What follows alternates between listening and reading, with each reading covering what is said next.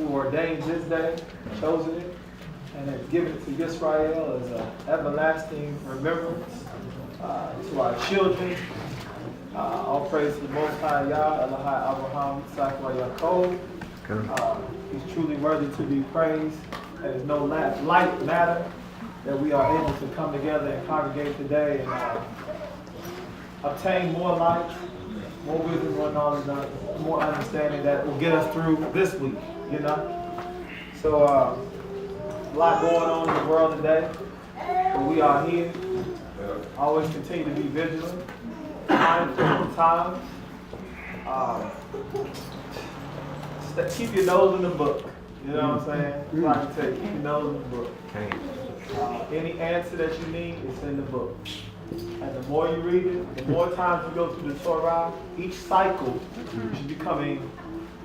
should get deeper and deeper. It's like digging a hole. It's like, man, every year you should be getting deeper and deeper, and there should be more and more revelation. Alright, so today, I went and did a PowerPoint this morning, so I was like, let me just do a PowerPoint. I did one in a while. It's about time. Starting a new book.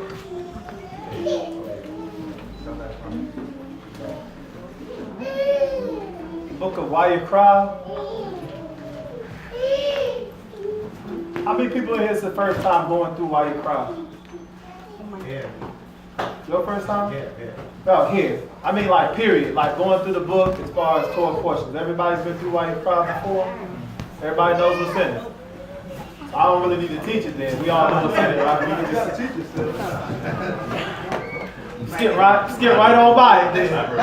Oh, elaborate. Y'all want me to elaborate. But y'all been through it. We're going to get a new message. Oh, okay. A new message. I like that. New message. All right. Can everybody see that? All right. Told everybody. Shot. Wayiqra. Anybody know what Wayiqra means? Somebody who's new, please? Not somebody who's been through it before? Or been through it multiple times, should I say? Wayiqra. Wayiqra. Or Korah. Anybody know what that means? All right, old people.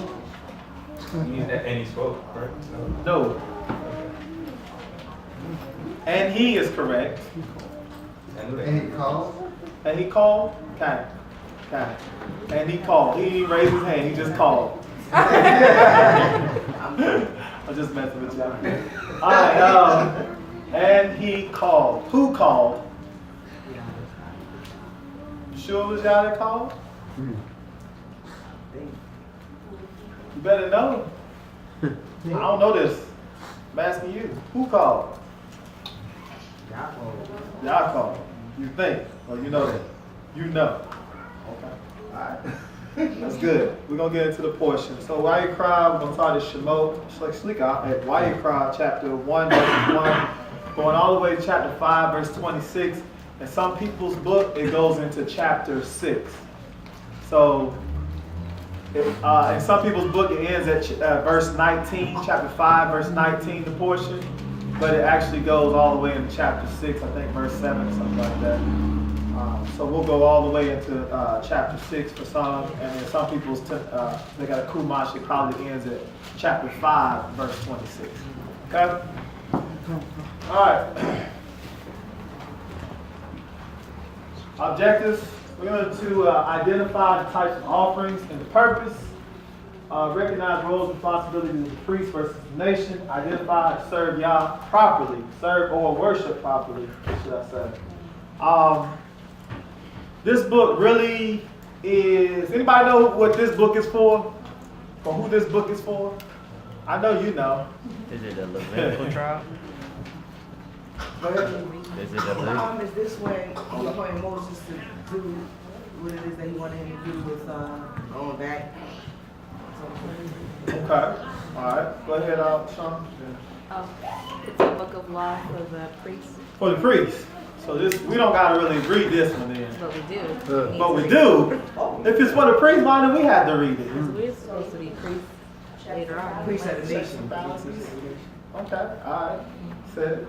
Okay. Yes, it is. This is So now, if you pay attention to the Torah, it starts in Bereshit, right? And it involves everybody, right? So Bereshit's like and the whole earth was filled with violence, right? And out of this, it's like it starts trickle down to Noah, right? And then what it does is Noah, and Noah gives birth to these 3 sons, and these 3 sons equal all the nations, and now it's about the nations again, and the nations come together at Babel, right? And then they try to build a tower, and the Most High confuses the language. Now it trickles down to Abraham now, so that scopes in again. So it's like it goes wide, and then it goes. You'll see that all throughout the Torah. It expands and it contracts. It goes, okay, everybody, and it goes right back down to this. The seeds, right? So it goes back down to Abraham. Then it comes down to his sons, and his sons has 12 sons. So then it gets big again, and then it shrinks back down to the Leviticus, right? And Moshe, to be exact. And Moshe comes, and then he brings this great nation out after doing all these plays. And now we're in the wilderness, and he's talking to all the children of Israel. And now we're back to white. And everybody's involved in building of the Mishkan and giving of the supplies, the Terumah, and the free will offerings and things. And now we shrink back again, right? To the people that the Most High has chosen in chapter Shemot, when he came down off the mountain and he said what? Fill me in. Moshe came out the mountain.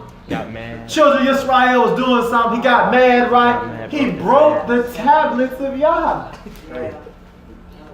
That's a pretty bold move, wasn't it? That's like y'all giving you something, say, here, Julius, take this right here. You going, nah, I'm mad. These people, what would cause a man to break the tablets of Elohim?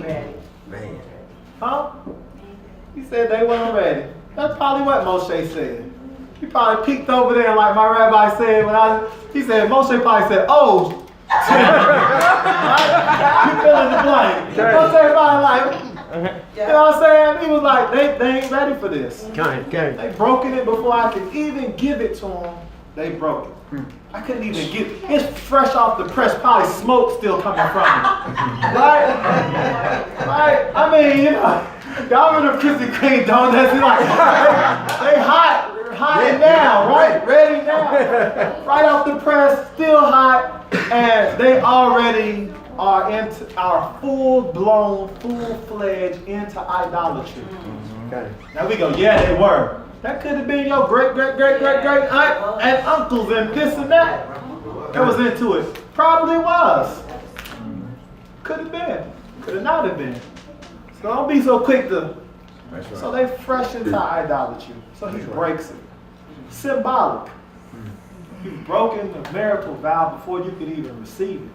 So these people will not receive the covenant. So when you read later on Dabarim, he said, you who are here today have received the covenant. It was for them, but they wasn't worthy of receiving it. This is very important because Wayiqra says, as you call, very important. This is where we are about to receive something that if we do these things, it enables us to be worthy of the covenant. Yeah, the covenant's out there. That's just like the rules and guidelines to get into college, right? You got to get the guidelines in order to be worthy to enter into the school, right? It's the same way. This is a covenant. You got to be worthy of the guidelines. So now we're preparing ourselves to receive. The Kohanim are a key part in this particular part of the book, okay, or the part of the Torah, right? The priests are the main ordeal here, okay? That doesn't mean the people are not involved, but the main focus here is instruction to the Kohanim from Moshe. Why the Kohanim and why not all of Israel? Just a reminder, go ahead. They're the ones that fought for the sovereign right for Yah. Okay. They killed. Absolutely. So they received that covenant from the Most High, right? Now, what does that say for the firstborn, though? For all you Bikharim in here that are the firstborn in here, what does that say for you? Even females, even though it's different, their portion, but as a firstborn or Bikhar, they still have a portion that it's naturally on them because it's a blessing that the Creator gives to the firstborn. Naturally. Responsibility. So as a bikar, a bikarim, right, you have a responsibility to still know these things because ultimately you're going to be spiritual guides in your father's house for the other children or siblings. Whether it's a daughter or whether it's a son. Whether it's a daughter or whether it's a son, you still are spiritual guides for the household. That's why you get it the most. Your punishment is worse than everybody. Most High called us his bikar, his firstborn. So he said, guess what? In Wayiqra chapter 7, he says, I will punish you what? 7 times. 7 times more for your sins. We go, why us? Because we're the bikar. You're the oldest. You don't want to get your head slapped, and then I tell you to go get the rest of them right. Come on. All right? All right, somebody had their hand up. You asked why the Levites, why is this for the Levites or Kohen? As leaders, what's perceived because they're out front, they're in the middle of everything. So you see them as leaders. And maybe even judges, because when the elders and stuff couldn't figure it out, they came to them to go to them to figure out the right, to go to the Most High. So it comes to them first so they can have right ruling on how to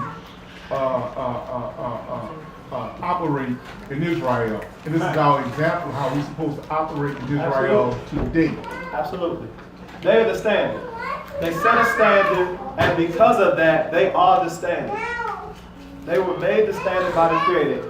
You will do the service. You belong to me. Y'all will do my service. Right? So it's imminent that they know in order to, help instruct the children of Israel into righteousness, into a sense. Right? I'm going to write a word on here. All right. So let's start with Wayiqra chapter 1, verse 1. Just a little picture up here. It ain't, it's somebody's best rendering of what it might have looked like. I think it's pretty decent, but just so you can kind of get an image of what we're dealing with. The Mishkan is erected now. It's in full effect. Remember we just read the last portion, the cloud came down, filled the place. What happened? Moshe was in there, right? What he had? He had to get out of there. Even the ants in the sky. The Shekinah, some people call it, came down and he had to get out of there. As you can see, this is like your entrance to your courtyard. Sacrifices take place. You have the altar in the front, and then you enter into the inner court. Okay? And then inside the inner court, there's an inner court. So it's like spaces here, sections here. All of this, let me say this. All of this is holy. Yes. All of this is holy, right? Yes. But this is more holy. Right. Right? And then this is more holy than this. And then in there, there's a Kodesh HaKadeshim, right? A holy of holy, the most holy place. So don't ever think that we're all holy because we're all Kodesh, right? Is that you're on the same level as somebody else. That's not the case. And Most High will call you a stranger and you'll be put to death. Because you are holy. We are Kodesh nation, right? But you may not be as Kodesh as the man who's standing up doing whatever before y'all, because y'all chosen to do that. Always recognize, know your role, recognize, Go ahead, Kuti. That's why it's important for the common person to know what's going on here. Because there's a bunch of rituals going on and we want to stay pure. Right. And we don't want you to lose your life because you happened upon a ritual and now there's no purity in it. That's right. And everybody wants to be the most holy, but there's a lot of things that come with it. Right. When Moshe became who he was, he had to be in a constant state of readiness to talk to his father. You think he ever laid with his Isha again? Think about these things. So people don't think about this stuff. He had to be prepared at any moment to come before the Most High. So can you imagine brothers in here coming to a state where your service to the Creator prevents you from laying with your Isha ever again? I'm just saying, Selah, think about it. Just think about it. If it was ever a him, Think about it. It's just something to ponder about. He had to be in a state of readiness because he has to come before the Father at any moment. He's called to come before the Creator. One of the stipulations or guidelines for coming before the Creator is that what? He had to be clean. So he had to be in a constant state of readiness. But everybody want to be Moshe. I say let Moshe be Moshe. Okay. That's what I say. So, You know, let Moshe be Moshe. He was chosen for this. All right, so let's try Wayiqra chapter 1, verse 1. Okay. So with that thought, right? Could that possibly have been why he was 80 years old before the Creator called him in the first place? Could have. Could have been. I'll give you some time. Because he already had children, so on and so forth. Now, I mean, of course, it's okay. We in Shabbat. We in Shabbat. Now, granted, all of that, we have no idea Right. whether it happened or not. However, based on that mindset, it could have been why he's 80, Right. because he already had children, so on and so forth. So now you can Yeah, he focus had an on what I'm established asking. household. Absolutely. He had established. The Most High is merciful. We're going to read that in the portion. The Most High is very merciful. And the Most High is very mindful. You know, I know it's cliche. It's like, oh yeah, of course he is. But he is down to the most minute detail when it comes to his people. All right? We're here because he put this all together. This Shabbat right here, each person, he put it all together. He's meticulous like that. He connected us together. You say, but he's running universes, multiverses, and all that kind of other stuff. But guess what? He still had enough. I don't even know what to call it. Most High, right? All right, okay. Wayiqra 1:1. Sefer Wayiqra, commonly called the book of Leviticus, Perek Aleph, chapter 1, verse 1. Hallelujah. Hallelujah. And Yahweh called to Moshe and spoke to him. Benibri, please. Nah. He said, "Benibri." Okay. For that verse.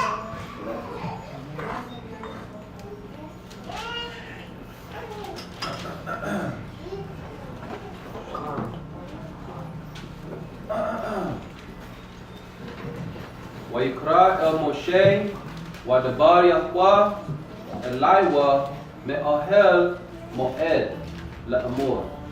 Be'ohel Moed. Right? That's the tent of meeting, right? I didn't put it in there, but I just wrote it down for you. Ohel, Me'ohel, from the tent. Me'od, meeting. That word ring a bell, anybody? Me'od means what? Means what? Lots, okay. Yeah, okay. Plenty. Very would be Me'od, olive. Okay. Yeah, that would be with olive. Me'od. Meodim. Moedim, or Meodim, right? Which means what? Appointed times. Right?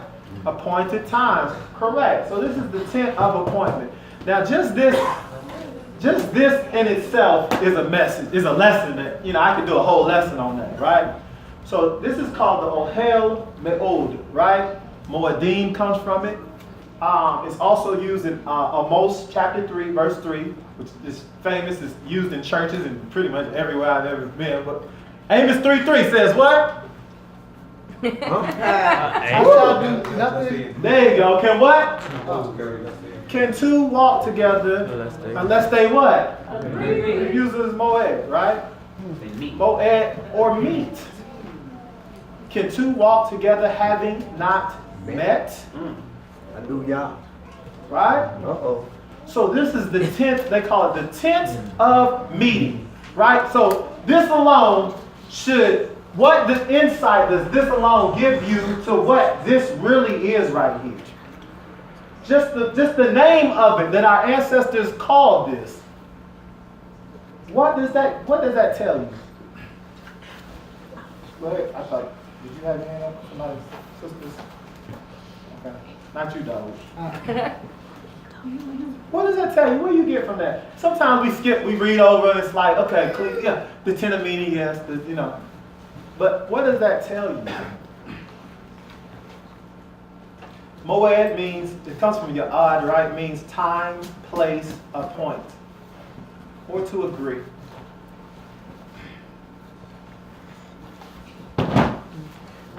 Good. It's basically like y'all's office hours. Okay. They have to come at a certain time. Okay, y'all office hours. Okay, I'll take that. Go ahead, Aki. I was just gonna say it got its own like space and time, you know, like it's its own universe in a sense, like. Okay. That's a nice, awesome way to think of it, I think. Go ahead, Aki. I was thinking it was the place where you presented your gifts to the Creator and Okay. received also something from Him. So Moshe was to receive the word from Him there. Okay, absolutely, absolutely. So, just knowing that, we're dealing with, what are we dealing with inside of there though? I mean, you see the picture, right? Just like what it tells us there's a cloud that comes down on it. And when the cloud is on it, what happens? It's filled up. Huh? It's filled up. No, yes, yeah.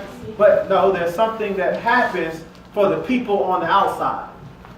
When that cloud comes in there, what does that tell the outsiders? Oh, Together or what? He's present. Who's present? Existence. His presence. You can just say his Yeah. presence in general. So now, as a leader, what does that tell the leader? it's time to come. The leader, right. Time to come. It says, it's time to come. Now, is he going in there to talk to a man? No. Yeah, you know, SARS in there. I'm about to go holler at him real fast. No, he's not going in there to talk to no man. He's going in there to talk to the Holy of Holies. He's going in there to have a conversation with something that is not natural as we know it. Something that's not natural as we know it, he's going in to have a conversation with. So right there, from the Ohel Me'od, we know that there are three things that take place. MORAY brought it up last week. We know that there's a natural meeting, there's a mental meeting, and there's a spiritual meeting going on all at one time. Natural, physical, spiritual, and mental is all being covered up in here. There are natural things in here. There are things that deal with your mentality when you walk in, which is why it was set up the way it was set up. And then there's spiritual beings, and you are all of that also in wrapped up in a nefesh or a soul. So there's a supernatural encounter going on right now. So anybody that just deals with the Torah on a natural level, what would be the problem with that? They're not appointed to be in there. They're not the one they're not allowed to be in. They're not the appointed person to be in. Right, it has to be a appointed person. But now listen to my question. Anybody who's only dealing with the Torah from a natural perspective, what would be the problem with that? They don't have the spiritual connection with the Most High. You're dealing with something that's spiritual. We're not dealing with something natural. So if a spirit, I'm going to use this, if a ruach is giving you Torah, then automatically you should understand that there's a deeper level, a spiritual level that you must obtain. This is important. I'm bringing this out because it's important as we go through the portion and the breakdown of how the Most High is telling you to do these sacrifices. There's a spiritual, all the natural things should equal a spiritual pinnacle. Right? Everything natural should equal a spiritual pinnacle. So if it's starting off natural, then you should be elevating from that because it's a spirit that's giving it to you. Okay. This ain't nothing you would go in there and shake hands with. You know, give me a hand, Bob. No, it ain't like that. It ain't that type of meeting. This is a meeting where you all are fearful even when you come in because you know, like, look, I can't be coming to, toodalooing and, with wickedness on my mind. How many of y'all, if you knew the Most High was on the other side of that curtain, and he said, I'm giving you these stipulations to enter in, how many of y'all would go through that curtain right now and be like, I'm going in there? How many of y'all? Because he says that if you don't come right, you fall dead. How many of us in here right now would just walk through that curtain? Can we tiptoe? Think about what we're dealing with, the seriousness of what we're dealing with. Go ahead, sorry. I mean, I got you, all okay? It's actually in alignment with what you just said about Moshe. And once he got that calling from the Creator, there were certain things he can no longer do. So you ask who in this room would be able to walk through that door right now. You have to consider what have you done within the past 24 hours, whether you know that potentially might not have you clean to walk through that curtain. So right. it goes beyond just the excitement. I'm going in there with Yah. You know, you got to make sure that you're presentable. Come on, exactly. And then once you have considered if I'm even physically clean, now what the next level is? Be like, is my heart right? Is my heart really right to even receive what he's about to say here? That's why I say, man, it's a heavy thing. It's a heavy thing. We probably be like, just talk to us through the curtain. Please, say something to us. Because I'm not walking behind that curtain. I'm gonna be honest. So how do we get to a state where we can feel that, look, that we can walk through the curtain? Just something to say loud on, right? Go ahead, I was okay with that? It was pretty much what my brother had to say. Okay. You have to think about when this was given. Only one of the Kohanim could walk through there, holy of holies, and you had to wrap that belt around him. Because if he's not right, and you drop dead and pull him out, now you have to prepare. And I couldn't just say, well, you go because it's your time. You have to prepare first before you go back to meet the stipulation. So when he says, how many of y'all walk through that curtain, you got to say, well, am I prepared? If you're not prepared, you can't. And think about this. Not only do you have that, you have the pressure of the whole nation, all the leaders, they're standing around, they're watching. Because they ain't walking in. They know they ain't going in. They're not equipped. Listen to this. They're not equipped to go in. They're not chosen to go in. So now they're standing around watching. So not only do you got the pressure of you got the pressure of the nation paying attention to you to see. Because if you ain't right, then your filthiness is exposed to all the nation. Go ahead and continue. Are we talking Yes. Are we talking about the most holy of holies? Yeah, we're talking about that. Because that inside part, that part is only the high priest, Aharon, he can only go in there one time a year. Absolutely. So regardless of how high ranking Moshe is, he can't even go in there. So this is just for the high priest for the Day of Atonement. Yeah. That's it. That's it. Most High told Aharon, you will only come. Moshe told Aharon that you will only come in here one time a year. That's it. Now Moshe, he was going dealing with the Most High face to face, you know, as a man does his friend. So I just wanted to put that out there to think about what we're talking about when we're saying the tent of meeting. It's pretty heavy. The tent of appointment, the tent of meeting. Most High had this built a certain kind of, and I'm kind of giving you kind of like a quick review to kind of remind you of what just happened as we move forward. Okay, go ahead, Aki.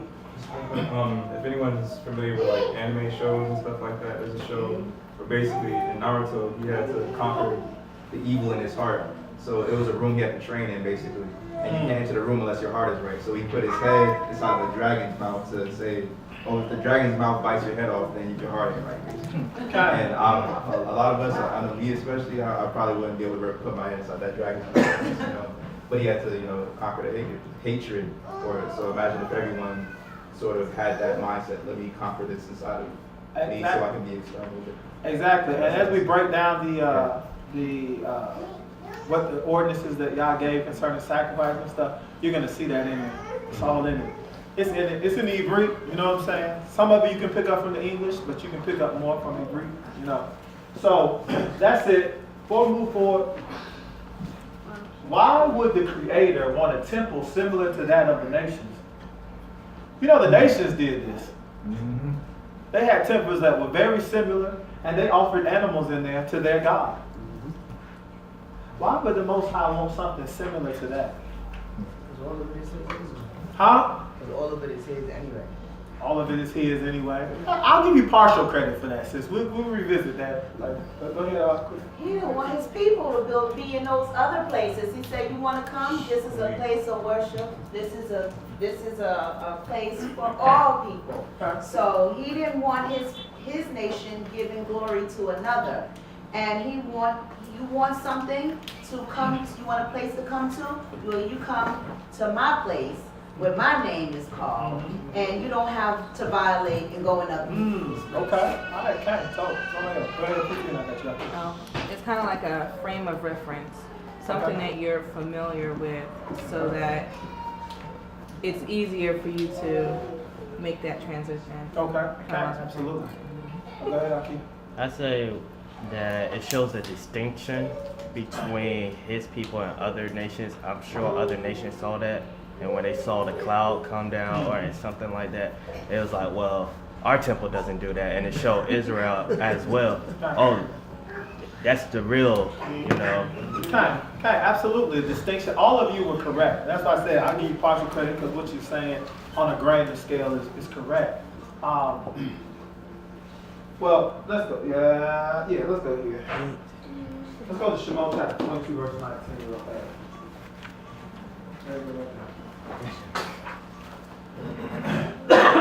Shemot 22, chapter 19, says, "He that sacrifices unto the gods." Read it in Greek first. Oh, in the Greek?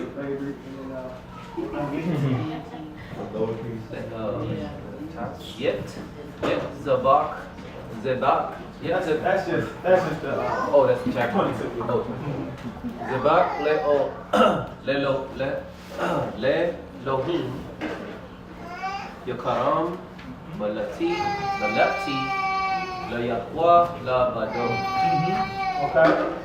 So he says Zebak le Elohim Yikaram Beloti le Yahwa le Badom. Right? Alone. Right? So the Most High, it's interesting he told us that in Shemot, right? Sometimes the little nuggets get forgot. He said, so sacrifice unto, he said, he that sacrifices to God, or to the Elohim, except unto Yahweh only, shall you utterly be destroyed. So he told us that we don't sacrifice to gods. Now, back to the question I asked, is because you got to understand that we're coming out of paganism. We're used to this. We're accustomed to animals. This was nothing. It was nothing for us to sacrifice animals to God. That's what all the nations are doing. So the Most High gave us this early on and said, anybody that sacrifices to any gods except for to Yah, you're going to be destroyed. You're going to be destroyed. Shemot, let's go to Shemot chapter 8, verse 26 real fast. So I'm gonna elaborate on that a little more, but I want to go there. 8 verse 26. It is not right to do so, for we would be slaughtering the abomination of the mystery to Yahweh our Elohim. Right? See, if we slaughter the abomination of the mystery before their eyes, would they not stone us? What's the abomination of the mystery? The cows and the calves and stuff like that. Cows, specifically sheep. Specifically sheep. Right? So he's like, Moshe said, we would be slaughtering the abomination. He's talking to Pharaoh. We would be slaughtering the abomination of the mystery. So let us go out and do this because we're going to slaughter sheep. Right? Right. No. Right? So the mystery despised us because we were heard to him. So that's one aspect. Alright. Idolatry is forged in man's heart. Right? It is against human nature to suddenly remove it, lest they reject and return. The Most High gave man a gradual way to purge the idolatry out through practices that were familiar to them, but only to him. Alright? Shemot chapter, go to Shemot chapter 13, verse 17. So it's the Most High's mercy that he was like, I'm going to set up something that's righteous or Zadik, but it's going to be different from them, but it's still something that they're familiar with. So how do you think it's going to be when we come out of here? The Most High is righteous. He don't just be like, don't do it no more, and then let you destroy yourself because you have a nature of doing something. He gradually steps you out, right? You there, Shemot 13:17? 13:17. That says, and it came to be, when Paro had let the people go, that Elohim did not lead them by way of the land of the Philistines. Why not? Though that was nearer. For Elohim said, lest the people regret when they see fighting and return to Mitzrayim. Right. So what's he saying? Lest they regret or retreat in one aspect of it. What is he saying about the people that was coming out of Mitzrayim? In layman's terms, what is he saying? What kind of people were they? They're peaceful people. They don't know how to fight. They ain't ready for a conflict. They don't want to be all up in their violence. They gonna go right back crying to Egypt, talking about take me back. I've changed my mind. Okay. They scary. They scary. In layman's terms, we like, they scary. That's not to say the whole nation is scared. We understand that. But generally, they're scary. They're scared of giants. They're scared of this. They're scared of that. He said, so I'm not going to lead them that way. At least they flee back. So in his mercy, he said, what? I'm going to take them around. I'm going to take them around about. I'm going to take them around about way where I can strengthen them through the wilderness. That's mercy. That's why I say the way it looked here is not the way it's going to necessarily look when we come out of here. It's going to look different. He's going to take us away that's familiar, but only to him. He said, only to me you shall sacrifice. Like I said, we've been doing sacrifices. We've been doing dances. And he said, only to me you're going to dance. You understand? Only to me you're going to give your money, not to these gods. Start thinking about what he's doing here. But only to me. So now he says, now I'm going to teach you how to do this. Now I'm going to step by step you on how you do this. It's kind of similar, but only to me. And mine is slightly different in some cases, and a lot totally different in other cases. Okay. So would it be accurate to say that he's showing us how to have our own like inter-community sort of thing that we do our own culture rather than go to the nations to get their culture? That's correct. He's showing us how to do our own thing. Absolutely. He's showing you how to do. He's showing us how to do our thing. How to work together. How to do our dance. Right? That's what he's doing. All right. What you see? Beauty. What you say? Nature. What you say? Huh? You say what? You see a path, right? What you say? You say forest? Trees. Trees, right? Right? Grass, right? It's a path. It's a path. That's what he's giving us here. He's giving us a path. What you say? A way through the sea. That's what the Creator gives you. See, we're looking at it as a bunch of commandments and stuff. We got to stop looking at the Torah like that. Because that's not real to us. It's not real to you when you talk about sacrifices and doing this with the blood. We don't do that. Right? You got to look at it as what he's saying. He said, I'm giving you a path. The question is, the path to what? Where are you going? Look at that. Where you going? You see it. Where you going? Right? See it. Where you going? Where are you going? He's giving us a path. The question is where we're going. Where are we going? What is the objective? Somebody asked, what'd you say, Bakuti? To be closer unto him. To be closer unto him? Absolutely. Absolutely. I had a question in here that says, how does the nation become a kingdom of priests? How? How do we become a kingdom of priests? Somebody answer me. You said it right there. You said what? By learning God's things. By the knowledge of God. That's how we become a kingdom of priests. Obtaining the knowledge of our Creator is how you become the priest of the whole world. I don't have to specialize in anything else but my Creator. Because in that, I'm covered under everything. I know about science and math and all his I have to specialize in him.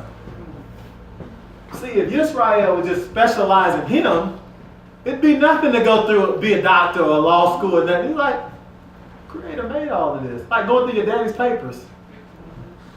Go ahead, okay, you got something to say? talking about the path. He's giving you the path towards where he's at. That's right. That's You know, true. The picture you had, you know, you have the water. If you go off, you go in the water. You might not want to be in there. And you had the path in the, you know, in the forest.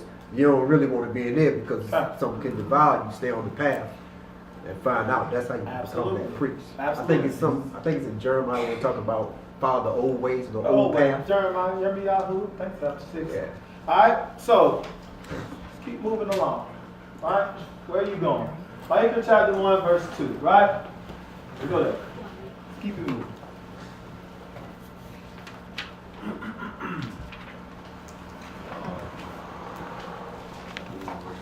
Speak unto the children of Israel, Uh-huh. and say unto them, when any man of you bring an offering unto Yahweh, you shall bring your offering of the cattle, even of the herd, or of the flock. Okay?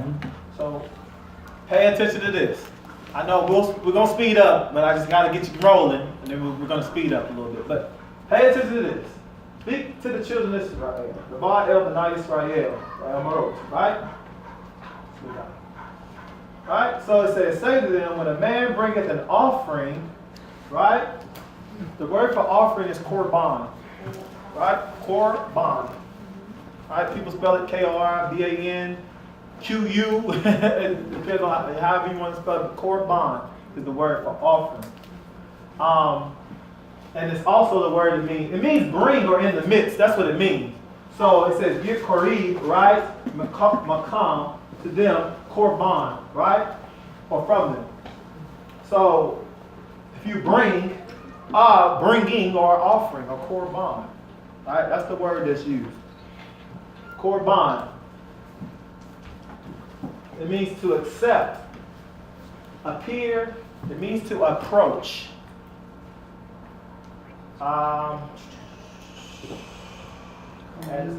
To be made an offering near, bowels, inward parts, within, middle, and heart. Dawid uses this a lot to talk about his inward parts. The korban, right? Or korab. That's the root. The root of korban is korab, right? So it means inward parts. Anybody get anything from that? Just that alone. What you get? Heart. Well, we know that. Heart, okay. But what did you get from what he's telling you? That well, I'm thinking about the reading, but we've done that when they do the sacrifice, that we only offer the inward parts unto the Most High. The Most High wants the inward parts of that offering. That's only to him and not to us. We're not allowed to have that part of him. You're right, but I just want to make sure you know what you're saying. Because I hear what you're saying. I want to make sure you know what you're saying, though. Okay, when the priest, when they go in the Holy of the Holies, or when they do the sacrifice, when the priest do the sacrifice unto the Most High, he is offering the inward parts of that animal to the Most High, that fat, that livers, the kidney, all that inward stuff. Because it's a sweet savior unto Yah. Okay. When it burns. Okay. We're not allowed to have it. Okay. I'm tracking with you. We're going to bring it out a little more. Go ahead, Aki. Can I just read that and insert that real quick to understand it more? So speak unto the children of Israel and say unto them, when any man of you bringeth your heart unto Yahweh, ye shall bring your heart of the cattle, even of the herd of the flock. So you should bring what's in your heart, the best of, to Yahweh. That's what I'm saying. Okay, alright, okay. Alright, okay, I'm tracking with you. Go ahead, okay? I got you. The inward parts of the animal represent you. And what Yah is telling you, when you come for a sacrifice, the sacrifice is for a reason. We're just not killing animals just to be killing animals. We're killing them for a purpose. And it's basically because we repenting from something, we turning from something. So he wants your whole heart to come in him, or he wants your inward part so that there could be a change in you, in correction. And he's not going to take your inward parts and put it on the altar, but he's going to take that animal inward parts to represent what you should be doing. If I say this so y'all can understand. Yeah, I can rock with that. Yeah. Go ahead. I would say for yourself and for the animal, your bringing was vital, was absolutely necessary. Okay. Yeah, and I could even say, he's saying when you bring it, bring your inward parts. Make sure your heart and mind is there, and you're not just selfishly, idly just bringing an offering. Like the menorah. You in Portsmouth, you in downtown Portsmouth somewhere, that's just you're offering, but there's no inward part there. There's no heart in it. Right, there's no heart in it, no bowels, no kidneys. All these things are euphemisms of your mind. You see what I'm saying? Your kidneys is your lower heart. That's why it says, search my kidneys. It's your lower heart. You know what I'm saying? In the scriptures. So all these things that when you bring it, bring your right inward man with it. You understand? Right. That's your inward. That's in your inward man, right? Go ahead. So does this solve the mystery of Canaan? Or Cain. Yeah. I would say absolutely. Most High says, you do well or you're not accepted. But he says if you don't do well, he says what? But you should what? What door is it crouching at? Most High dealing with it. He's a spirit. We're dealing with a spirit. We just saw that. So now we should automatically understand we're not just dealing with natural, we're dealing with something on a higher level. That's why I said my thoughts are higher than your thoughts, my ways are higher than your way. I am I'm dealing with a Ruach here, Go ahead. Without your inward parts, you're just a shell of a person. Absolutely. And it's like the outside it's obsolete to him. Right. It's just this much, where the inside is this much to him. So absolutely. if you're coming to kill an animal to say, hey, forgive me for my sin, and that's it, you have no spirit in it, you have no feeling, because your kidneys, they say, it's part of your mercy seat. Okay. So if your kidneys and your heart is not involved in this sacrifice, you can keep it.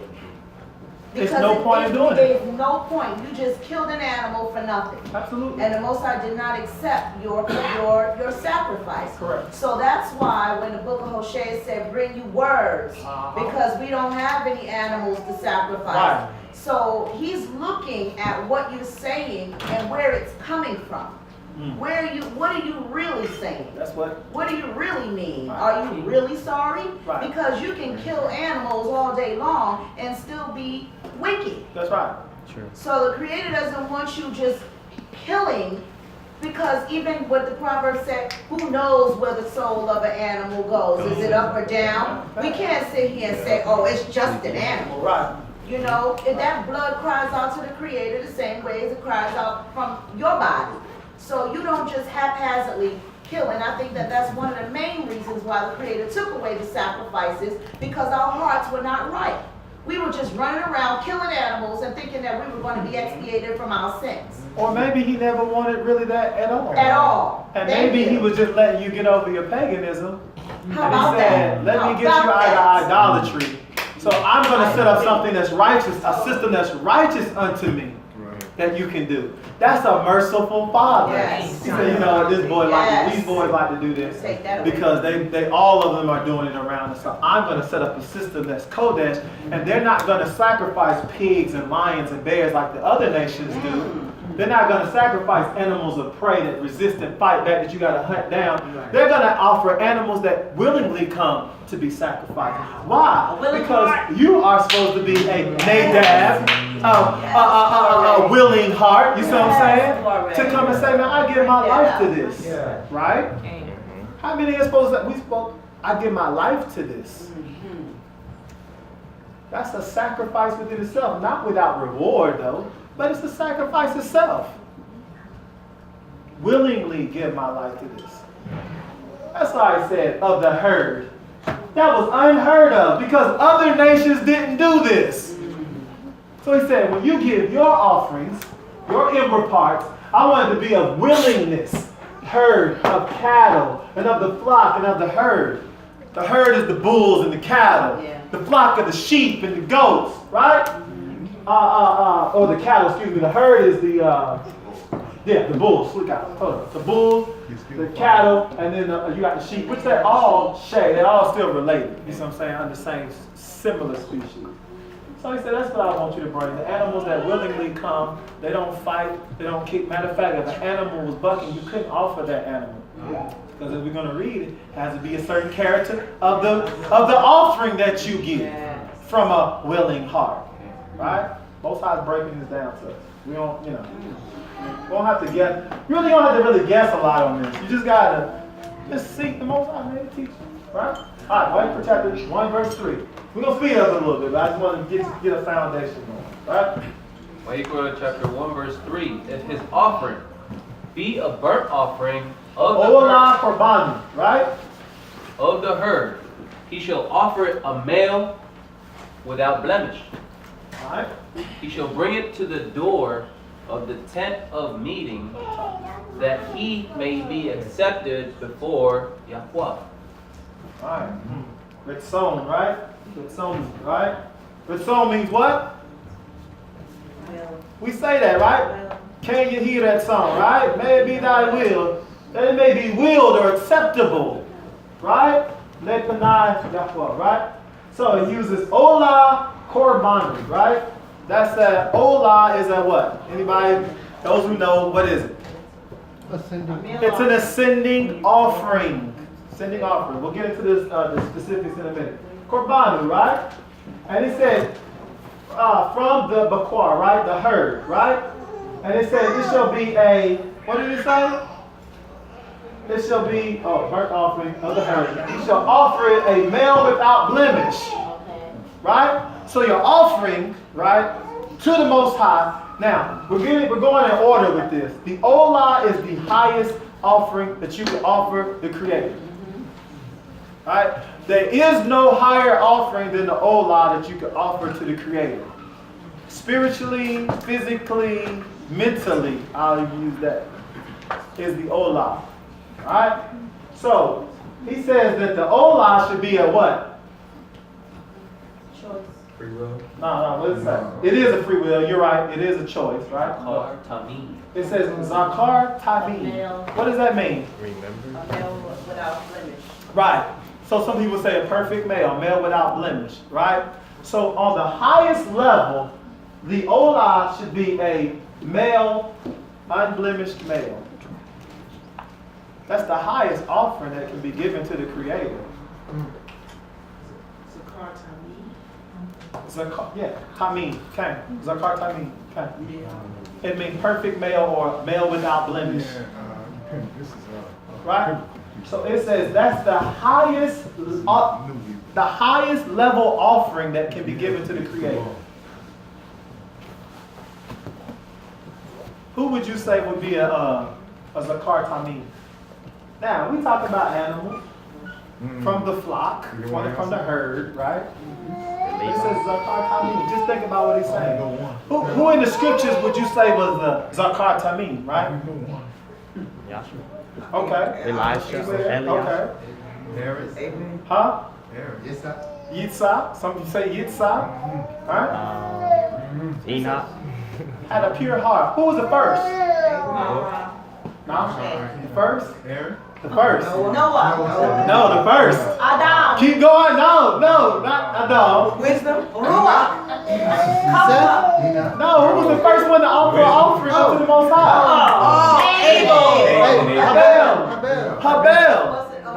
Habel, right. He was the first. He offered a perfect offering to the Creator.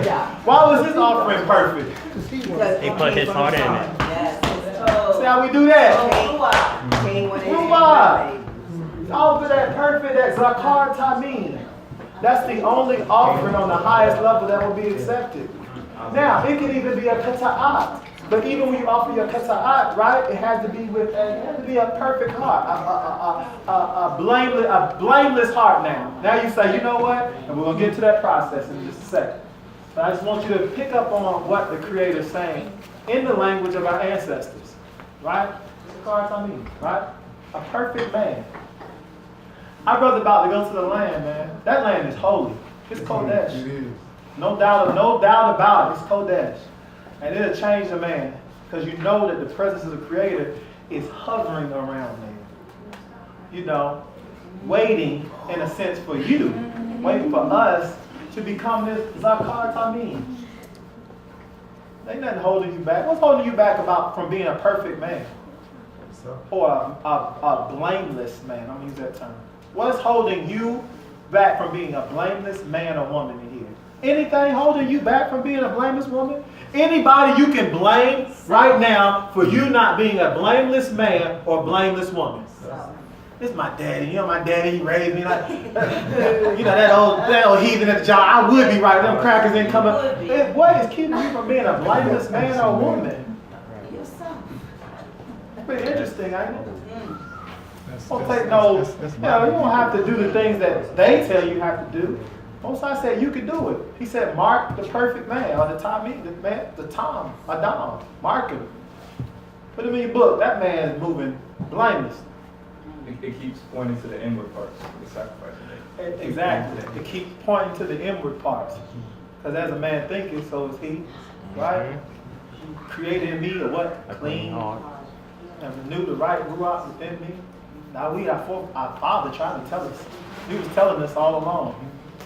I'm going to read some of that. So, back to the tent of meeting, right? It said, bring it to the tent of meeting.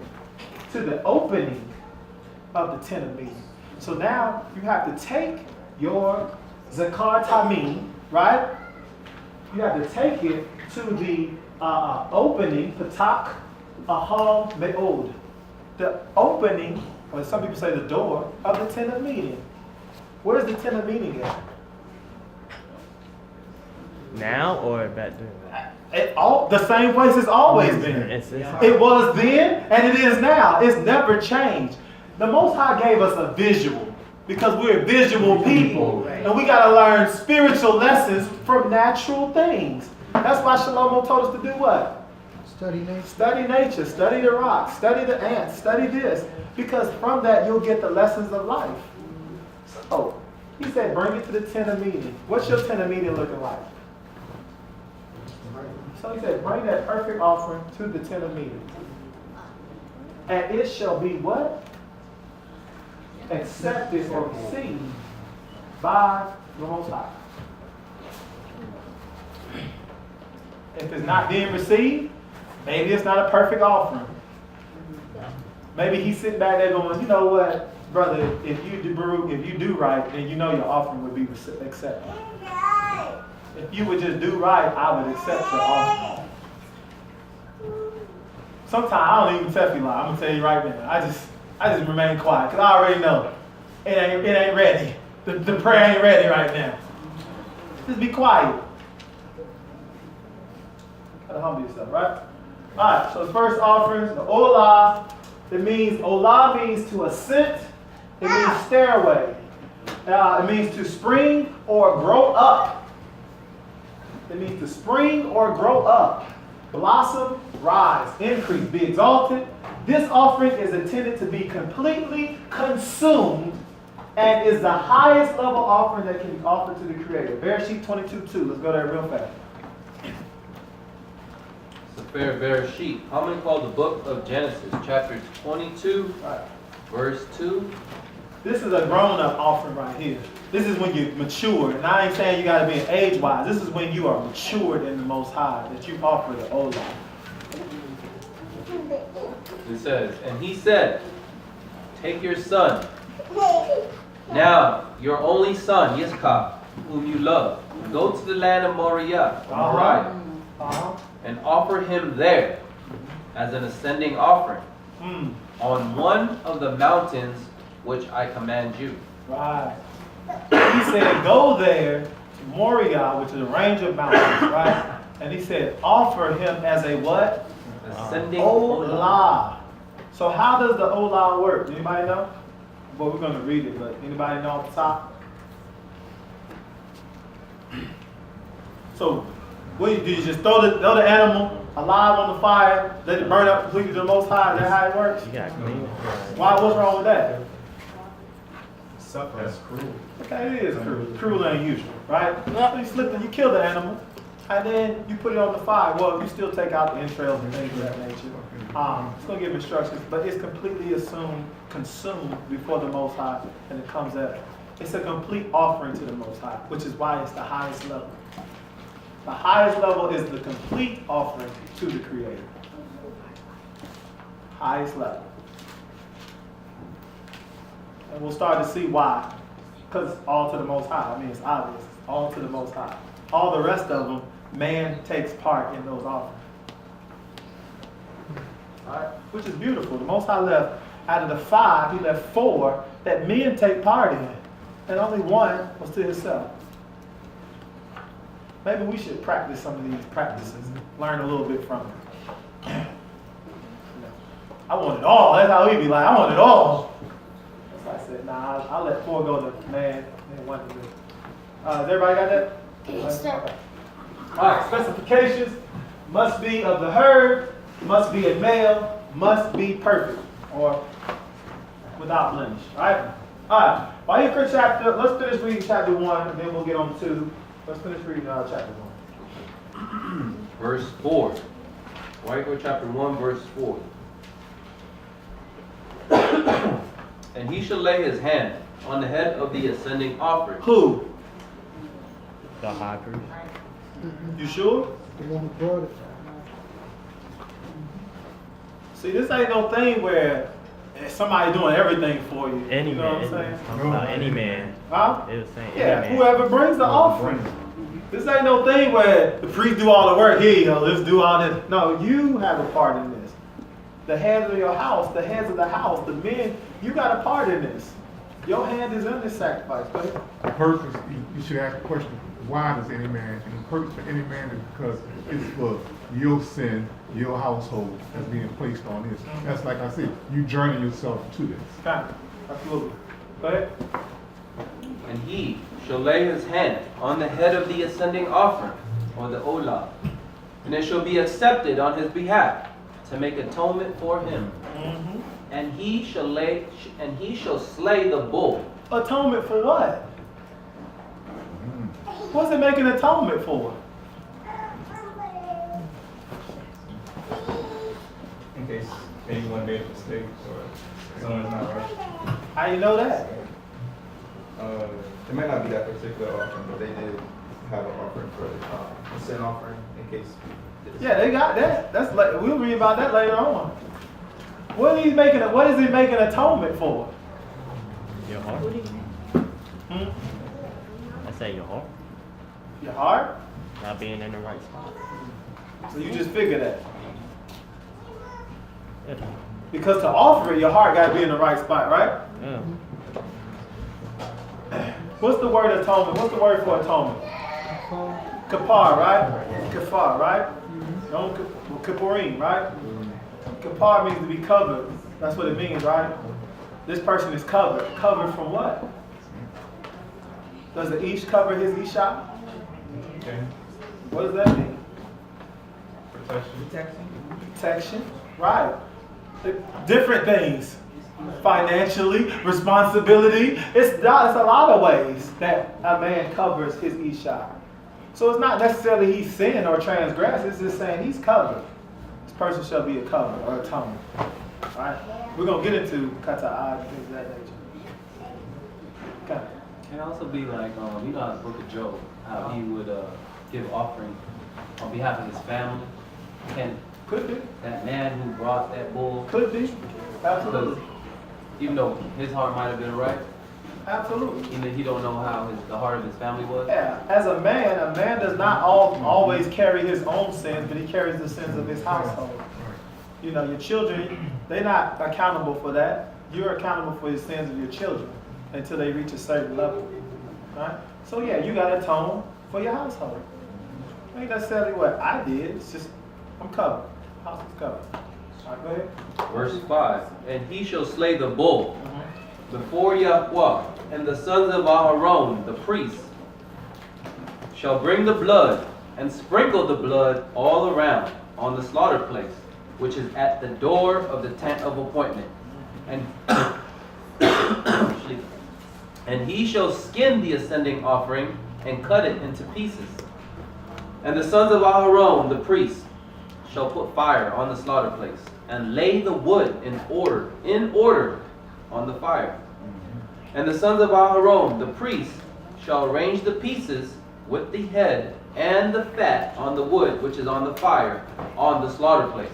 I noticed it talks about laying the wood in order. So you just don't throw the, you know how we be throwing the logs on there and Pesach, we be like, no, that's not the priest's service. The priest actually had these spoons around just neatly, you see what I'm saying, in position. So it's like I said, it was in order.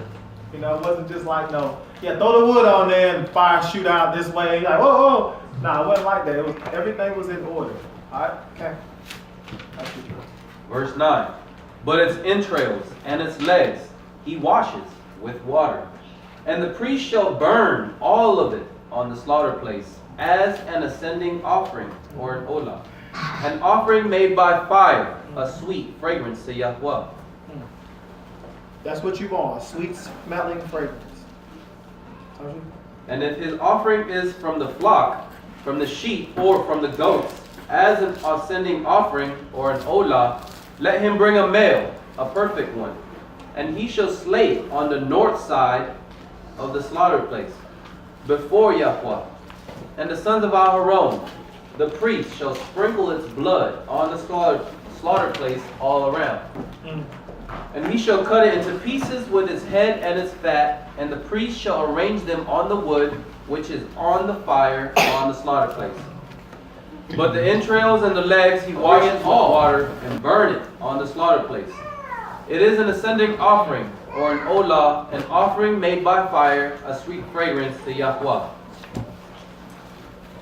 And if the ascending offering, or the olah, of his offering to Yahweh is of birds, then he shall bring his offering of turtle doves or young pigeons. And the priest shall bring it to the slaughter place, and shall wring off its head, and burn it on the slaughter place. And its blood shall be drained out at the side of the slaughter place. Why are pigeons or turtle doves? Why pigeons or turtle doves? You know, maybe it could be. Why not blue jay or, you know, a robin? Why or quail? Why not quail? Why pigeons or turtle doves? Maybe it's a specific habitat that they live in. Yeah. And what would that be? Grasslands, half desert. Okay. So maybe turtle doves and pigeons are what's the most easiest to catch. That's a good guess. Yeah. It doesn't matter. Most I said he just what he wanted. That's That's what it would be. I mean, I have to agree with that. That's always going to be the right answer. You know, that's always going to be the right answer. Nobody else. They said, you want it? Okay, all right, got you. When you go to Israel, you see people with nets over their porches and stuff, and spikes in their windows. Yeah, the experience talking here. Yeah, to keep the pigeons. Because the pigeons mess all over everything. That's right. And if you're in the city, people that from New York or from New Orleans, pigeons are plentiful. So you gotta figure it's something that's plentiful out here. See how when you there you know this? Because they're abundant. They're abundant in Palestine. There are pigeons, turtles, they're all over the place. So it's one of the more easier animals that somebody that don't have a lot of money could get a hand on a pigeon or a turtle dove. So you see how the mercy of Yah, he's like, guess what? It ain't, because then you would just have the people that got money and got property offering the olah, and it's like, man, I can't even offer an ascending offering to the Creator because I can't afford it. But nah, most I said, man, go out and get on them turtle doves. They all over the place. Put a net on, catch one of them, and bring them before me. You understand? Mercy. They're abundant. You said habitat. They all over the place. Also, the nature of the pigeons and turtle doves. They are very, y'all ever seen that, some of the young ones around my age, you used to see the Goodfellas or whatever, the little pigeons used to fight. Just like the Looney Tunes, the little pigeons that used to fight. It was oxymoronic because pigeons don't really fight. So it was kind of funny how one of them always tried to fight all the time. But doves, they don't really defend themselves. They don't. So it's an animal that pretty much is totally relying on the Creator for its protection. And they're, out of all the birds, they stay married the longest, the relationship with their mate the longest. They stay with their mate longer than any other bird, and they have the most babies out of any bird. So it's just a little couple facts about the dove, man. They're pretty awesome bird. And you walk past it, it doesn't always run away. No, it doesn't. It's a pretty peaceful animal, which is why it doesn't defend itself. Right? So the Most High looks out for the lowly ones of the earth. Right? And a pigeon is a city bird. Yeah. It hangs out in the city, so if you're having a problem catching the bird, you just go in the city. It's instant food. I tell you that. No. I mean, but that's what the Most High, that's really why He chose that, because they were of their abundance. Of their abundance. Alright? Somebody else had their food on? Alright, Verse 16. And he shall remove its crop with its feathers and throw it beside a slaughter place. and why do you ring the net? It says ring the net. Y'all know what that means, right? Yeah. What does that mean? It's the easiest way to kill it? It ain't easy just to go, shh. You don't want it separated. He wants it whole. I can't slit his throat? That's Too bloody. inhumane. Alright, we slit everything else throat. There's no meat on it. You know how to ring the net? Turn it around. Yeah, some people do that, right? You said what? Yeah. Yeah. Just grab it and twist it. Yeah, right? So some people say grab it by the legs, then grab it by the head, push in, and then just do a quick in and out, just break his neck. So I never done it, but that's how it works. Grab it by the legs and the head and in, out. That's it. That's it. And then you gotta be careful with chickens and stuff, cause you chop their head off, they'll run around. It's better. They'll run around. Go ahead. Verse 16. And he shall remove its crop with its feathers and throw it beside the slaughter place on the east side into the place for ashes. And he shall split it at its wings, but not sever it. And the priest shall burn it on the slaughter place, on the wood that is on the fire. It is an ascending offering or an olah, an offering made by fire, a sweet fragrance to Yahweh. That's awesome, man. It says, think about the work that you got to do. Think about the work that entails. So you have to defeather these birds. You understand? It's a process. So, like I said, the Levi'im, the Kohanim, their job is not to be taken lightly. That's a lot of work. They have to skin these animals. Even the olah, the only thing that does not burn in the fire is the fur of the olah.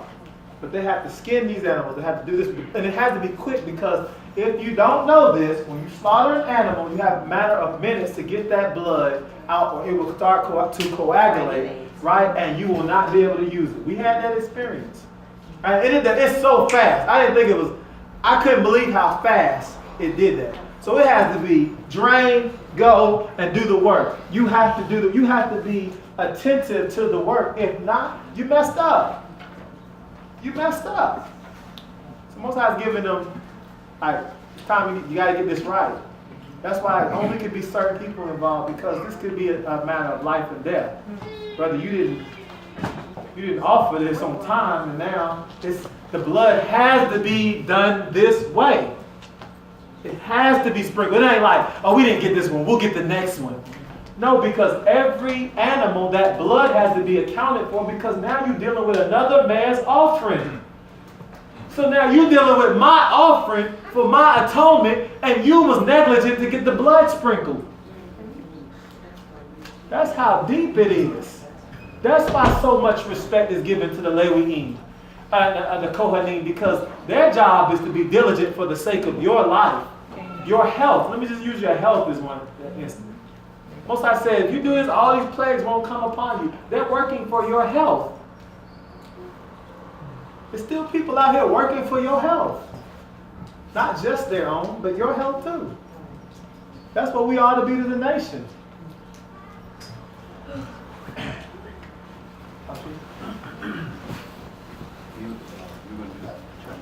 Okay. Chapter 2. Chapter 2, verse 1.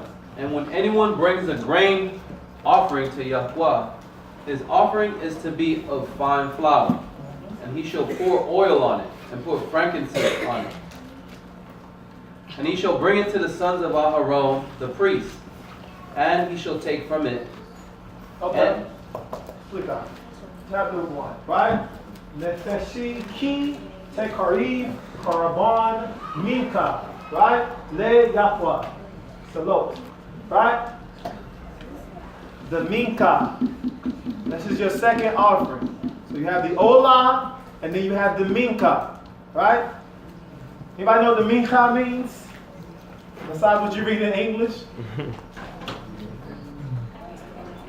What'd you say? Grain offering. Yes, but it does not mean grain offering. Meal. Does it mean meal offering? See, I thought that too. I was like a grain offering, the meal offering. Yeah, the minka, right? Not what it actually means. Is it good? That's a good question, right? What does it mean? The minka, right? It means a gift or a tribute. Minka. Yeah, right. Right. It means a gift or a tribute offering. So we use grain, but there were other nations that gave us minka. A minka, I believe it's in the book of Shemuel chapter 10. Shemuel chapter 10. You read about the children of Baal. They didn't give to King Shaul the minka, but it wasn't like grain offering. It didn't give him a tribute when he passed through, right? So it's a gift. It's an offering. We use it as a meal, meal offering. We're instructed that our tribute should be this. See, this is the Most High not letting us err. So he's saying, if you're going to offer me a tribute, this is what it should be. Because guess what? The other nations had their stuff for the tribute offering. Whatever they did. He said, no, this is what you're going to offer me as a tribute. Right? The mikah is the bloodless offering. Part of the portion is to Yah, and the other part is to the Kohanim. Right? You had your hand up, Cookie? No, I was just saying that's a Thanksgiving offering. Absolutely. Yep. Some people say Thanksgiving. Yeah. In a sense. All part of it. So when anyone bringeth a minka, a tribute unto the Creator, his offering shall be of fine flour. He shall pour oil on it and put frankincense on it. Right? So specifications must be of fine flour, must have oil poured on it, must have frankincense on it. Why not honey? Oh, we ain't got that part yet, but we're gonna read that first in a second. Go ahead. As far as the frankincense, how was that frankincense? How was that frankincense? Their frankincense, Right. compared to our frankincense today, and how do you put it on the bread? I looked at it as just fine frankincense, ground it up, and you sprinkle it on there, just like you do like cumin, or you could do slanch, or whatever. You can grind up, put it finely on there, just to create aroma. Yeah, yep. And we'll read that. Let's continue. Go ahead. I also understand that actually assists in the digestive aspect of things, because the bread that we consume today, it really doesn't digest. It is not made for the system, but we consume it. Right. The frankincense on that wise actually assisted in a proper breakdown, digestion. That's good. I'm glad he said that, because I just read something about that and how bread, you should eat fruit on an empty stomach, right? Always eat fruit on an empty stomach. They says when you eat bread and stuff, because of the fermentation that bread takes in it kind of messes up the healing properties that fruit have in it. So you shouldn't eat those two together. That's just like learning how to eat. So what you said is 100% accurate from what I read also, of how bread processes in your body. It is the yeast. All right, so let's keep reading, and we'll get to this question in just a second, but you can go meditate on it. It says, why no honey or leaven, but all with salt, right? All right, let's keep reading. We'll get to that. Verse 2, and he shall bring it to the sons of Aharon the priest, and he shall take from it his hand filled with fine flour and oil with all the frankincense, and the priest shall burn it as a remembrance portion on the slaughter place, an offering made by fire a sweet fragrance to Yahweh. And the rest of the grain offering is for Aharon and his sons, most set apart of the offerings to Yahweh by fire. And when you bring as an offering a grain offering, baked in the oven, unleavened cakes of fine flour mixed with oil, or unleavened thin cakes anointed with oil. But if your offering is a grain offering on the griddle, it is a fine flour, unleavened, mixed with oil. Divide it into bits and pour oil on it. It is a grain offering. And if your offering is a grain offering... So on the griddle, what would that mean? What is it? What do you get from the griddle side? Huh? Like fried up, it's brittle. You see what I'm saying? So you break it up, put oil on it. Right? Like matzah, right? You break it up, put oil on it, beat it up. Matzah with oil is pretty good. Right? Verse 7. And if your offering is a grain offering in a stewing pot, it is made of fine flour with oil. Now what would that be like? In a Dumplings. stewing pot. What? Dumplings. Oh, you know about that. Dumplings. Stewing pot. Most High covers all things, right? Like you can cook it on the griddle, cook it in the oven, and the dumplings. However you're doing this is what it better have. Right? So this is what would set it apart. This is what would set it apart because it got oil and frankincense on it. So you already know that this is to the Creator. So guess what? If I was breaking bread in the house and you see me put oil and frankincense on it, you would already know, like, no, we don't eat that. We don't eat that because that's to the Creator. So that's going out the house.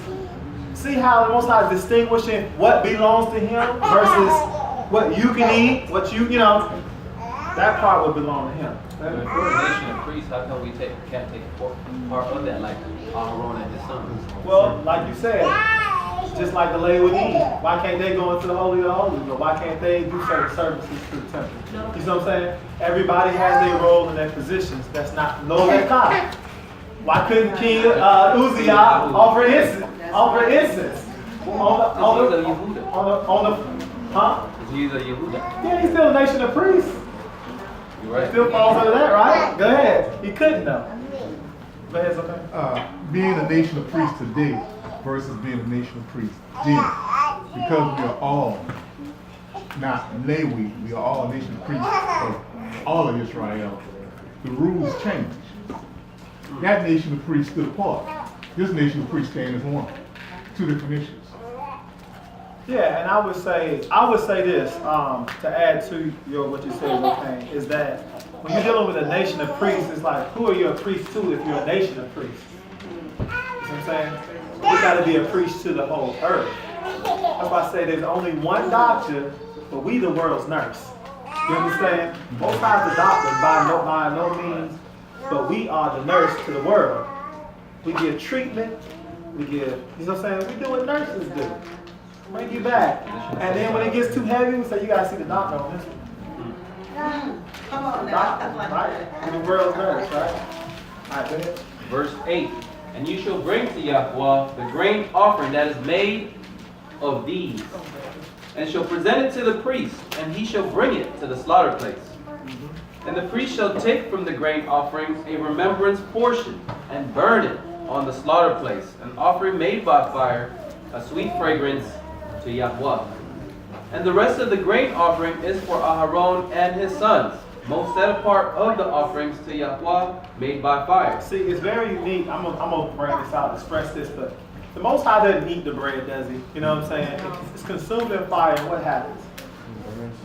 Burnt up, which means the what? There's an ascension. There's a smoke that goes up, right? There's a smoke that come down on that cloud that come down on that temple, right? Smells can be translated. They call this the remembrance portion. That's what they call it. Zakah, right? Yes. It's a remembrance portion of that bread that goes up to the Creator that allows you to be remembered. You understand? Just like smells can be translated today. You smell something, you like, ew. You start translating. You ain't see nothing. But you got a message in your mind. This person is probably unclean. This person is unclean. Person had a rough night, you know? Whatever. Smells can be translated, right? Smells can be translated. So the Most High translating these things that are coming up. It's a spiritual thing, right? Say, okay, all right. And also like tied into memory, period. Can. Because they said, I smelled smoked salmon, so I've been craving it, and it made me immediately go back to it. Perfect example, right? And your remembrance, it is. It sears in your remembrance. You can smell something good or something great, and hours later you're still smelling it. Like what you said, like I just smell a fruit cup and remember a time when I was in elementary school Right. when I ate this. Right. I was like, Right. And what happens? Pleasantness may come on it. Like, oh man, I remember that. yeah. I remember, I smell curve. I'll be like, high school, I used to spray on curve because that's what I remember when I smell it. So anytime I smell it, I think about my days of high school. It's just, it brings back, so you don't think the Creator put that in us so that we can understand that when something come up to him that ain't right, he go, nah, that ain't right. That ain't the smell of a right ruach. All right, go ahead.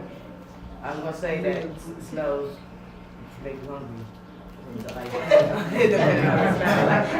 brings me back to a time, but it brings me Says the pregnant sister, right? I smell it. I remember when I was Thank you, Akuti, for sharing that with us. One says sound, the other one says smell make you hungry. Okay, the pregnant sisters have spoken. All right, go ahead. Verse 10. Somebody else got it? Verse 10. And the rest of the grain offering is for Aharon and his sons, most set apart of the offerings to Yahweh made by fire. No grain offering which you bring to Yahweh is made with leaven. For you do not burn any leaven or any honey in an offering to Yahweh made by fire. Now, why would the Creator make an emphasis? Don't that stand out? Yeah. Because you already told us what to do. Why did he go back and re-emphasize what you don't do? And why did he add honey in there? We didn't even think about honey because he didn't say honey. But why did he say honey? See, this is what you should be thinking about. When the Most High adds something in there that's kind of like, seem kind of like a side note or a sidebar, he's warning you against something that somebody else is doing. I'm going to read something to you, right? This says, the idolaters did not offer any other bread but leavened. So the idolatrous nations, they only offered leavened bread to their gods. Right? And chose sweet things for their sacrifices, which they seasoned with honey, as is fully described in the books which I named before. But salt is not mentioned in any of their sacrifices. Right. Salt is not mentioned in any of their sacrifices. Our law therefore forbade us to offer leaven or honey, and commanded us to have salt in every sacrifice. Right. Right. Now, what would that be saying? Oh, the Most High makes a statement, don't he? He said, man, you ain't doing honey or leaven in any of your sacrifices. And I want you to put salt. So I want you to do totally opposite of what they do. Go ahead. Another thing, if you put salt inside of it, you mix it with the sugar, it actually makes it taste sweeter rather than just put a bunch of sugar in. Okay. And that culinary arts, like the salt enhances the sweet taste. Okay. All right. Okay. You know, I looked at my look at my. I'm not gonna. I looked down at it like somebody else had their hand up. Go ahead, Pookie. Okay, salt is the king of the seasonings, and it also Absolutely. it neutralizes and it preserves. Absolutely. And if you was to put any honey on a griddle or even in a pot, it will stick. Exactly. It's a make a mess. A nasty mess. A nasty mess, and it'll be very hard to clean.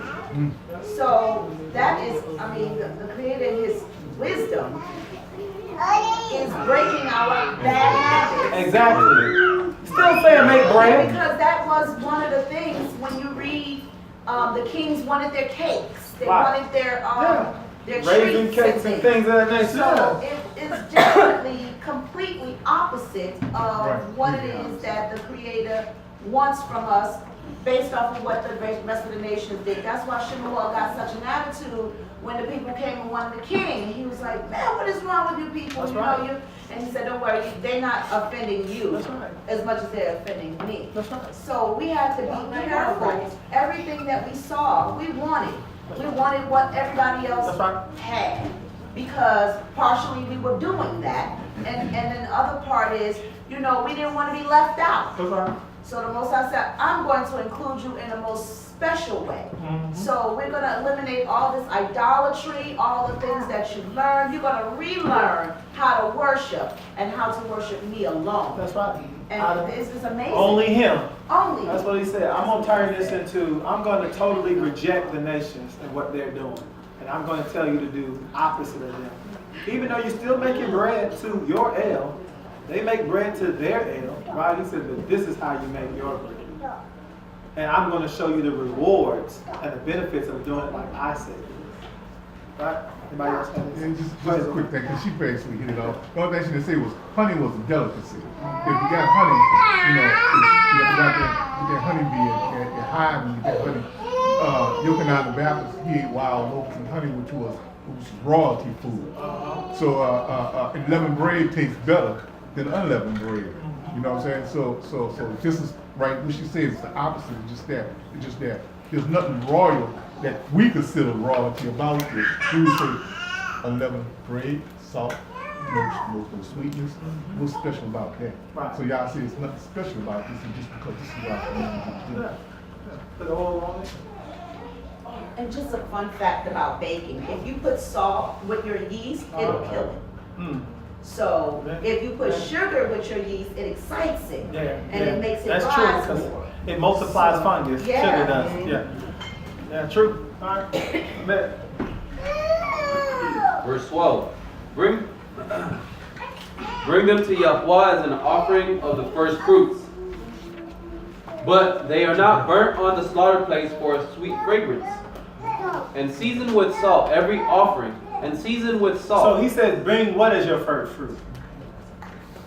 Leavened bread and honey. Yeah, he said you can bring leaven and with your bikurim, you know, and honey, but don't do this on the altar. You know what I'm saying? This is not for that. Not for this. All right? So there's a place for that. Go ahead. Verse 13. And season with salt every offering of your grain offering. And do not allow the salt of the covenant of your Elohim to be lacking from your grain offering. With all your offerings you bring salt. And if you bring a grain offering of your first fruits to Yahweh, bring for the grain offering of your first fruits green heads of grain roasted on the fire, crushed heads of new grain. And you shall put oil on it and lay frankincense on it. It is a grain offering. And the priest shall burn the remembrance portion from its crushed grain and from its oil with all the frankincense and offering made by fire to Yahweh. All right. Okay. Chapter 3. And if that which he presents is a slaughtering of peace offering. Zebak Shalomim. Right there. Zebak Shalomim. If he offer of the herd, whether male or female, he shall offer it without blemish before Yahweh. Zakar, Im, Nekeba. Right? A perfect one. So this is your third offering here. Is it your Zebak or your Shalomim? That's your third offering. Okay? This is the third level. So we have what's the first one? The Olah, right? What's the second one? The Minka. And the next one is the what? Or Shalomim, right? All of them is Zabak, right? Or Korban. But this is Zabak Shalomim. Right? Zabak is his offering. It's the other word used for offering. Yeah. Korban means your inward parts. I like Korban, but Zabak, it means offering. And usually it's an animal. This is usually when you're dealing with Zabak, you're dealing with blood offerings. Because it means to slaughter. That's what it means. Korban means to offer. Right? It could be blooded or not. But Zabak it's dealing with the animal normally. It's a blood offering. So you're gonna slaughtering something. Okay?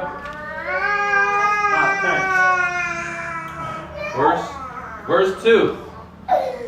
And he shall lay his hand on the head of his offering, and slay it at the door of the tent of appointment.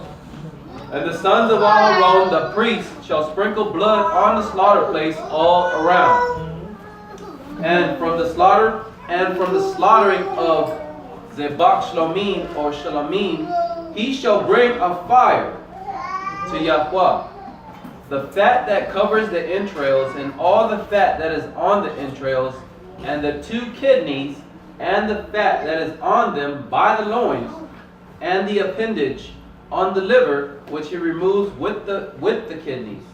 And the sons of Aaron shall burn it on the slaughter place upon the ascending offering, which is on the wood, which is on the fire, as an offering made by fire, a sweet fragrance to Yahweh. And if that which he presents is from the flock for slaughtering of Shalom or Shalamim to Yahweh, male or female, he brings a perfect one. If he is bringing a lamb as his offering, then he shall bring it before Yahweh, and shall lay his hand on the head of his offering, and slay it in front of the tent of appointment. And the sons of Aaron shall sprinkle its blood on the slaughter place round about. And from the slaughtering of Shalamim, he shall bring near as a fire to Yahweh its fat, all the fat tail, which he removes close to the backbone, and the fat that covers the entrails, and all the fat that is on the entrails, and the 2 kidneys, and the fat that is on them by the loins, and the appendage on the liver, which he removes with the kidneys. And the priest shall burn them on the slaughter place as food, an offering made by fire to Yahweh. And if his offering is a goat, then he shall bring it before Yahweh, and shall lay his hand on its head, and slay it before the tent of appointment. And the sons of Aaron shall sprinkle its blood on the slaughter place all around. And from it he shall bring his offering as an offering made by fire to Yahweh, the fat that covers the entrails, and all the fat that is on the entrails, and the 2 kidneys, and the fat that is on them by the loins, and the appendage on the liver, which he removes with the kidneys. And the priest shall burn them on the slaughter place as food, an offering made by fire for a sweet fragrance. All the fat belongs to Yahweh. An everlasting law throughout your generations in all your dwellings. You do not eat any fat or any blood. You do not eat any fat or any blood. The Shalomim, right? Comes from the word salim or shalom, a sacrifice of allegiance, for allegiance or friendship, a peace offering. Okay? That's the main purpose of the Shalomim. Friendship, allegiance with the Most High. Okay? Specifications can be male or female, must be without blemish. Added at the end, we do not eat any fat or any blood. Right? So you should be paying attention. If you do eat meat, the meats you buy, they dripping with blood or something in it, you might not want to buy that. You might not want to buy that. I used to go to Save a Lot, and I'm telling you right now, some of the stuff in there, it was, make you want to shake your head. Fat, we don't eat fat. We get rid of fat. We cut the fat out. I know people say all the flavors in the fat. I never liked fat because we didn't grow up eating fat. But there are a lot of people that say the flavors in the fat. When they eat steaks and stuff, they like the fat and stuff like that. We don't eat fat. We don't. You know how they make, and I saw this when I was in Harlem, how they make, the fried fat stuff. Right. No. Fat back. Pork. Gizzard. Fat It's back. stuff for the store. Fat back. Pork rinds. That's it. Oh. Pork rinds, like crackers. Right. I was in Harlem. You know what? That's what I was gonna say. That's what I was about to say. I was in Harlem one day, and I had fat fried or whatever. So this was young before this. Okay, you know what I'm saying? Let me put this before they was even around. And I was like, ooh, I was excited. I didn't have any children at the time. I was excited. I'm like, ooh, we have to cook for us. Cause I know we're not supposed to eat pork, right? So I had, I got them whatever. Years later, after learning this portion, I was like, oh, I was supposed to do that. But you know what? I couldn't eat the whole bag. I couldn't eat it. I only ate like maybe 1 or 2 because it's greasy. It's salty, greasy. It's fat. It's fat. You know what I'm saying? It's fat. It's grease. Literally. Like, that's what we use now. When I could eat that, I couldn't. So, but it's terrible. But I had to share that. They would make it where you would want to indulge in something. They make it look so good, all fried. Life is in the blood. We don't eat blood. Blood does something to you also. Yes. People like the steaks with blood in it. It's like all that stuff. It does something to you. It does something to you. It was never meant to be consumed. Right? Okay. The bristle, right? Would that be in that category? Bristle? I don't know. I don't eat bristles. So somebody would have to tell me that. The chicken. I never. I don't know. Oh, like the cartilage. Yeah. I don't know what it is. When you eat the chicken, I don't know for people that do eat chicken. Yeah, I eat chicken, but I just never. Now, when you eat the chicken, do the bone be clear, or do you still have things at the top? Like, you just eat the chicken, eat it around. That's what. Oh, she's talking about like the piece of chicken, like when you take the meat off, and it still have like a little clear and it like kind of I never ate that. I never ate that. You know what I'm saying? No, I'm just being chicken. Yeah, I would. I'm gonna say this just to make clear. I wouldn't eat it. I wouldn't eat it. Just eat the meat. If you eat the chicken, eat the meat, and then keep it moving. But don't. One thing about us, we don't really.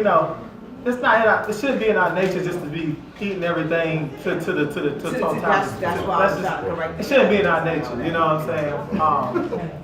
You ever see somebody that's of a higher state or a higher standard or a higher way of living? They don't eat like that. You know what I'm saying? They don't. And we shouldn't either. Because we kings here, we used to say. We children of y'all, we shouldn't really be over consuming things. You know what I'm saying? Overindulgent. I like that. We eat like that because we're poor of our lives. And that's right. It's the last meal. But now we get to the point to where you can shop on a top shelf. You don't have to shop. Absolutely. Shop You know what the good stuff is. Yeah. I mean, I had an aunt that used to bite bones and eat the marrow right out of it. Bite them out like that and eat the marrow. So I never did it, but she did it. You know what I'm saying? So certain things we just shouldn't be doing. We at a higher standard than that at this point. You know what I'm saying? So we should be constantly elevating to the point where meat is more like we do it sometimes, but not really. You know what I'm saying? That's what we should be headed to, children, this right here. Where it's sometimes, but not really. It's a lot of good food out here that you can eat that don't have no meat in it. You go to the Mediterranean spots, a lot of stuff, and they got good food it'll fill you right up. You know what I'm saying? So. All right, chapter 4, verse 2. Got 2 more. Chapter 4, verse 1, and Yahweh spoke to Moshe, saying, Speak to the children of Israel, saying, When a being sins by mistake against any of the commands of Yahweh, which are not to be done, and shall do any of them, if... Alright, so I kind of stop right there because the verse stops right there. But it says, if a being does what? Sins, right? Now we always say that, but we got to make sure we get the whole statement here. Right. Shagaga. Shagaga. Like Gaga, Lady Gaga, Shagaga. So remember that when you think about her, think about a mistake, right? I said that, yeah. Think by a mistake. So Shagaga, right? Or Shagaga. It's that's how they say by mistake or to err. That's what it means. It means an error or to err, right? So Shagaga, right? So when a being sins by mistake is the key here. Yes. Is the key here. Now, later on in the chapter, we'll start dealing with willing transgressions and things, you know. But right now, we're dealing with by shagaga. Unintentional? Unintentional or by error. It's by error, okay? So the kata'at is our next kata or kata'at or kata'at in some places. It just means to miss, to go wrong, sin, bear the blame, bewildered, cleansing. I have to do more thought on that. Cleansing, commit sin, done wrong, committed, err, to miss one step or aim, to stumble, to forfeit. That's what the word kata means. Kata. I know what you mean by cleansing. Cleansing. I know that. What? Oh. It might be like, in order to make things right, you gotta do something bad, but it's only to benefit it's like, almost like pink is kind of like killing somebody, but I'm not gonna go there, all the way there. Yeah. Save that. I'm gonna table that. I put this. Go ahead.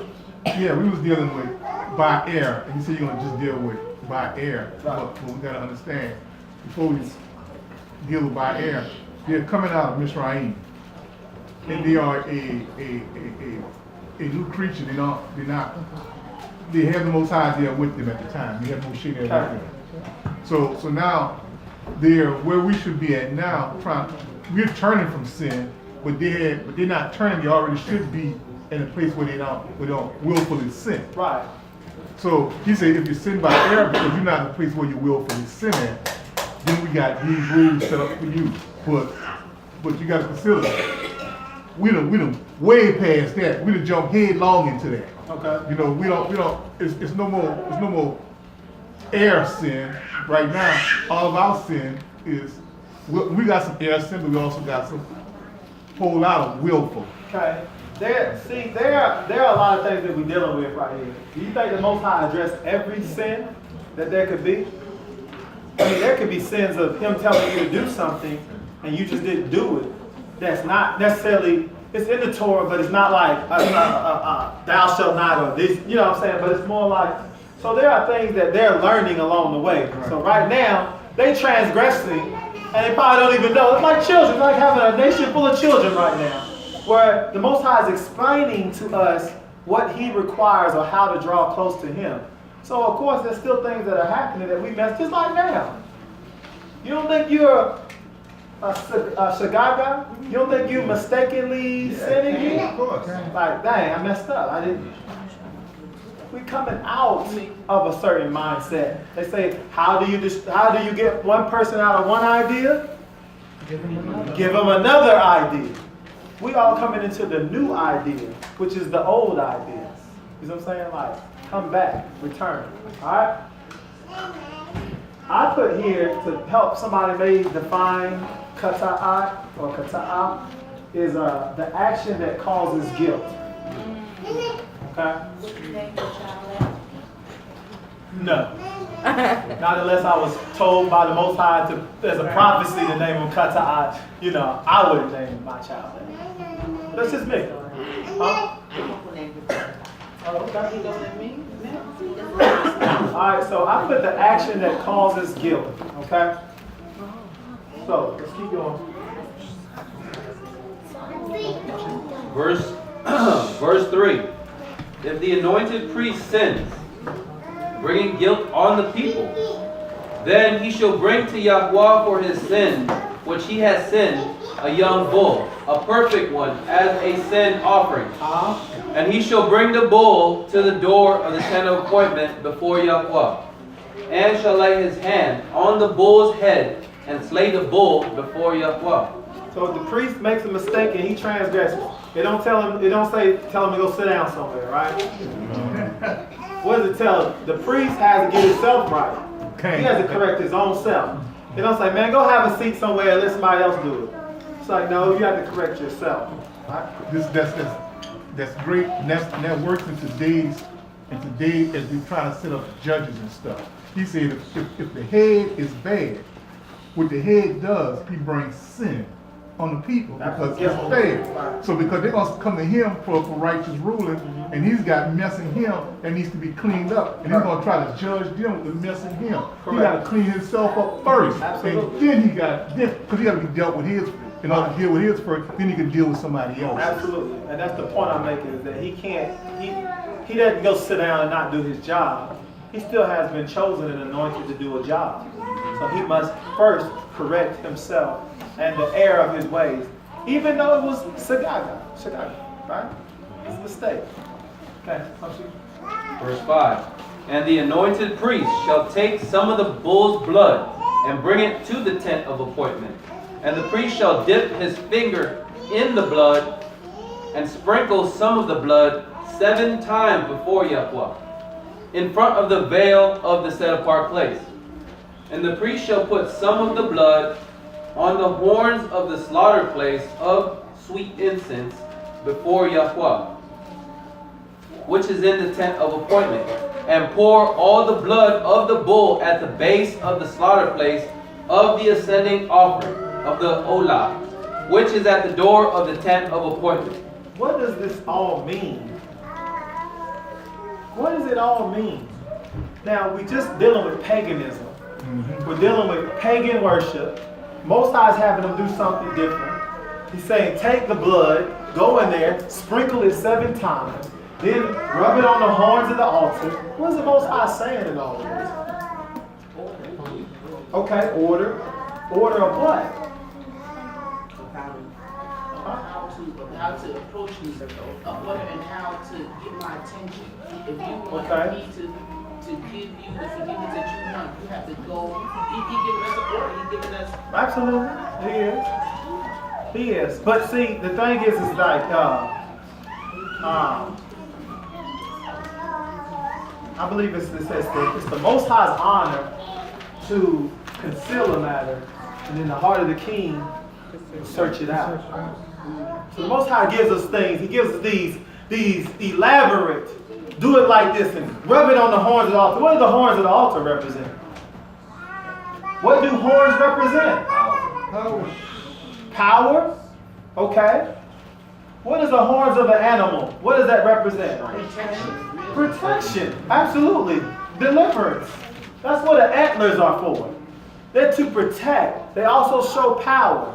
So the larger your antlers, like a moose, it's like they're great antlers. It's like, these things it represents that. So like you're reading the Torah where it says the horn of my salvation. You see what I'm saying? This horn is that protect. This is the instrument of my salvation that saves me. It's a euphemism, or a metaphor, I should say. A metaphor. But it's very unique. We just got to pay attention to what we're reading. Okay. Now remember, this is a sin that he don't know he committed. By the way it's reading. Right, it is. So it's got to take the Most High to bring it to his knowledge that he sinned. Absolutely. So 7 times represents completion. Right. To my understanding of scriptures. Horn represents protection or power. You complete it. You turn from the 7 times. I recognize the sin, and now I'm completely turned away. And that sin I don't commit no more because I recognize it, and that's what repentance is. I recognize, and then I put it on. I smear the blood on the horn to cover me, so I can be protected. Right. Yeah, and one aspect of that, I got you, Kuti. One aspect of that, blood represents what? Life. Life. This blood represents what?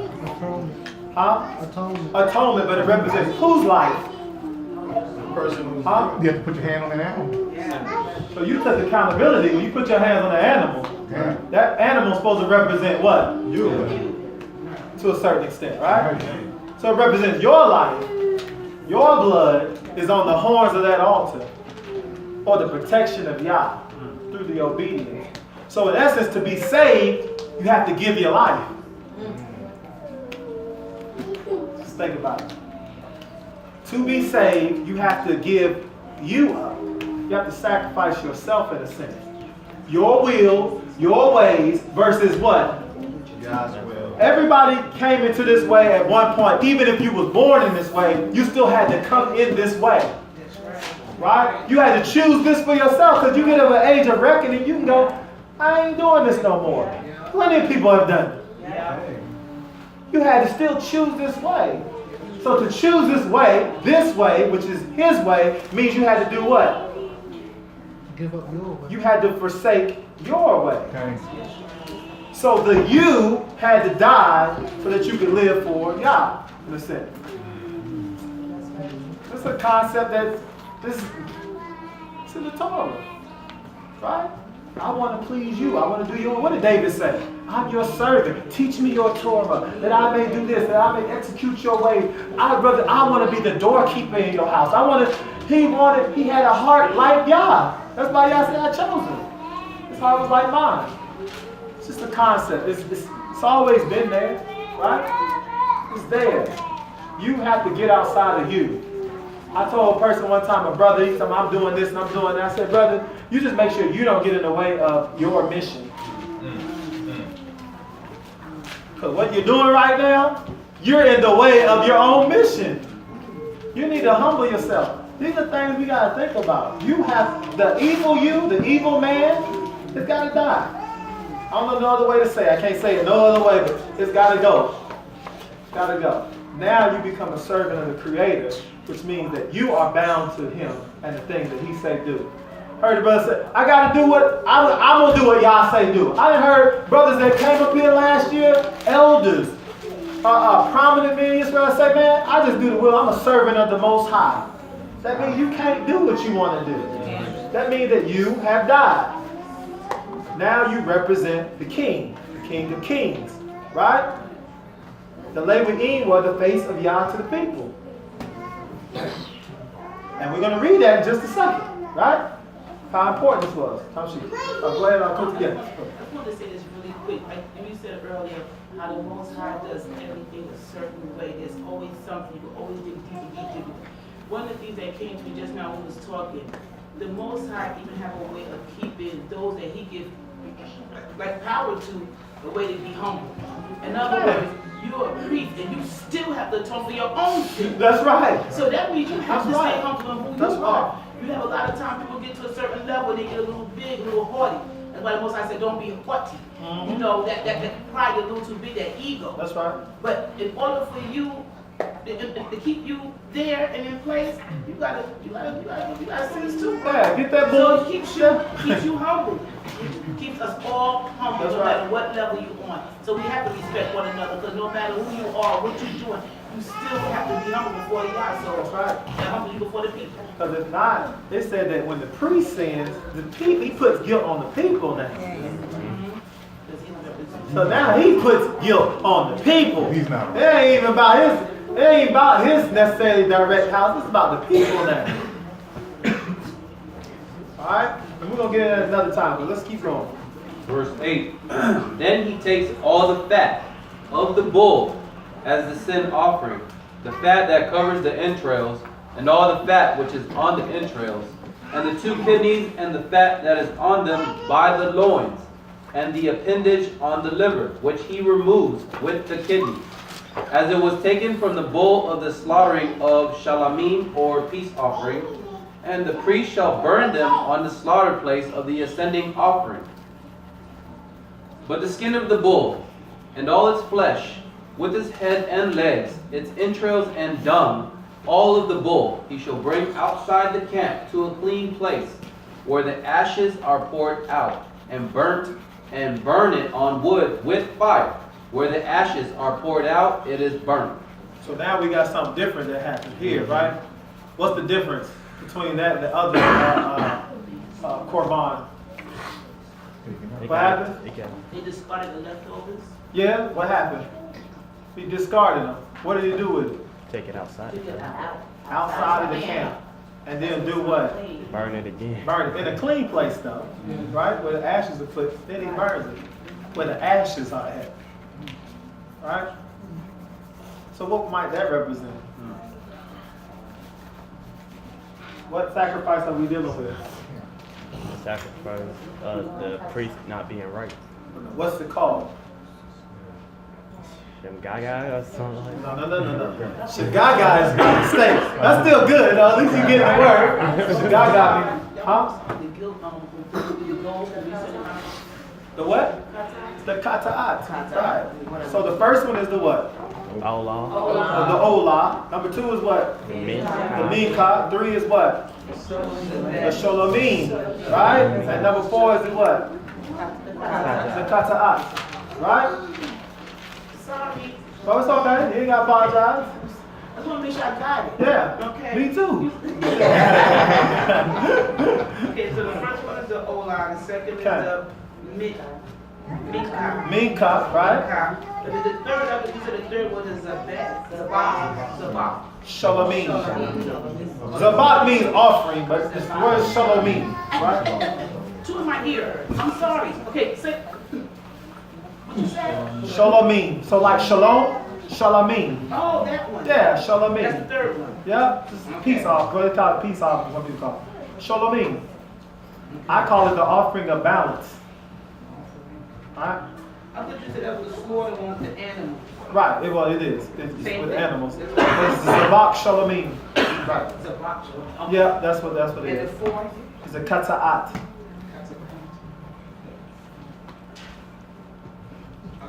Alright? Okay, we're moving along. Alright? We got one more. Alright, okay, go ahead. Verse 13, and if the entire congregation of Israel strays by mistake, and the matter has been hidden from the eyes of the assembly. So what's that word for mistake, Dizel? Shemgaga. Shagaga, right. Shagaga. Alright, Shagaga, right? Good. And they have done against any of the commands of Yahweh, which are not to be done, and shall be guilty, when the sin which they have sinned becomes known. Then the assembly shall bring a young bull for the sin, and bring it before the tent of appointment. And the elders of the congregation shall lay their hands on the head of the bull before... Who shall do this? Elders. Very important. That's a key target right there. The Zokani shall lay their hands on it. When the who sins? The Kohel, right? The adult Kohel. Well, here it says the adult. So we're dealing with the leadership, the highest levels. The elders are actually responsible when you're dealing with this assembly. That should let you know who's responsible for the Kohol. It's the elders. That's why they have to put their hands on the offering. No different than when I bring one from my house, who got to put their hand on it? Me. And slaughter. This is the elders. The elders are responsible for the assembly. See, that gets forgotten sometimes. The Nasi is a little different, or the princes, they're a little different, but the elders, in totality, they're responsible for the assembly. Alright, okay? And the elders of the congregations shall lay their hands on the head of the bull before Yahweh, and the bull shall be slain before Yahweh. And the anointed priest shall bring some of the bull's blood to the tent of appointment. And the priest shall dip his finger in the blood and sprinkle it 7 times before Yahweh in front of the veil. And put some of the blood on the horns of the slaughter place which is before Yahweh, which is in the tent of appointment, and pour all the blood at the base of the slaughter place of ascending offering, which is at the door of the tent of appointment. Then he takes all the fat from it, and shall burn it on the slaughter place. And he shall do with the bull as he did with the bull as a sin offering. So shall he do it. And the priest shall make atonement for them, and it shall be forgiven them. And he shall bring the bull outside the camp, and burn it as he burnt the first bull. It is a sin offering for the assembly. Go ahead, Adam. I was just saying like a picture of what the Zokanim mean to the community. It's kind of like in the movie Black Panther. So you see how the king, he's running around and stuff like that, but when it comes to the matters, you got the assembly of the elders that were there, and they were deliberating over the matters, and the king pretty much had to listen to them about what was going to go on. Absolutely. Absolutely. Same thing. it says, and the Kohen would make atonement for the children of Israel, and they would be forgiven. You understand? So one word, to make is to do. So I'm going to use the term do. The priest would do atonement for the people, and then they would be forgiven. Okay? So I like the way that sounds. Like he would actually do an action that would cause the people to be forgiven. All right? Do atonement for them. Okay. Verse 21, and he shall bring the bull outside the camp and burn it as he burnt the first bull. It is a sin offering for the assembly. When a ruler sins, and by mistake... A Nasi, right? That's the word for ruler. When a Nasi sins, and by mistake has done against any of the commands of Yahweh, his Elohim, which are not to be done, and shall be guilty, or if his sin which he has sinned is made known to him, then he shall bring as his offering a buck of the goats, a male, a perfect one. And he shall lay his hand on the head of the goat, and slay it at the place where they slay the ascending offering before Yahweh. It is a sin offering. And the priest shall take some of the blood of the sin offering with his finger, and shall put it on the horns of the slaughter place of ascending offering, and pour its blood at the base of the slaughter place of ascending offering, and burn all its fat on the slaughter place, like the fat of the slaughtering of the shalamim. And the priest shall make atonement for him for his sin, and it shall be forgiven him. And if any being of the people of the land sins by mistake by doing against any of the commands of Yahweh, which are not to be done, and shall be guilty, or if his sin which he has sinned shall be made known to him, then he shall bring as his offering a female goat, a perfect one, for his sin which he has sinned. And he shall lay his hand on the head of the sin offering, and slay the sin offering at the place of the ascending offering. And the priest shall take some of its blood with his finger, and shall put it on the horns of the slaughter place of ascending offering, and pour all the blood at the base of the slaughter place. Then remove all its fat, as fat is removed from the slaughtering of the shalamim, and the priest shall burn it on the slaughter place for a sweet fragrance to Yahweh. And the priest shall make atonement for him, and it shall be forgiven him. So let me just bring this a little home a little more. So this wasn't, it's funny because you don't really see this, but when the nation was in idolatry, it was still righteous priests that would be serving in Jerusalem in the temple. So in essence, if somebody was in this wickedness that idolatry the nation was doing, they could still bring their sacrifices to the priest and be atoned for it. Because you had righteous priests that only did the service of Yah. The priests wasn't politicians and stuff.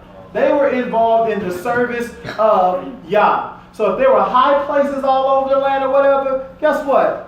Jerusalem, our mother, as the scripture says, we would go to our imam and you could get atonement from your imam. During the times when Israel was in idolatry as a nation. Now, there were times when the priest was wicked. You know what I'm saying? We read about those times in different dispensations. But for the most part, you usually had righteous priests that were still serving and doing the offerings and slaughters of Yah. Question. Okay.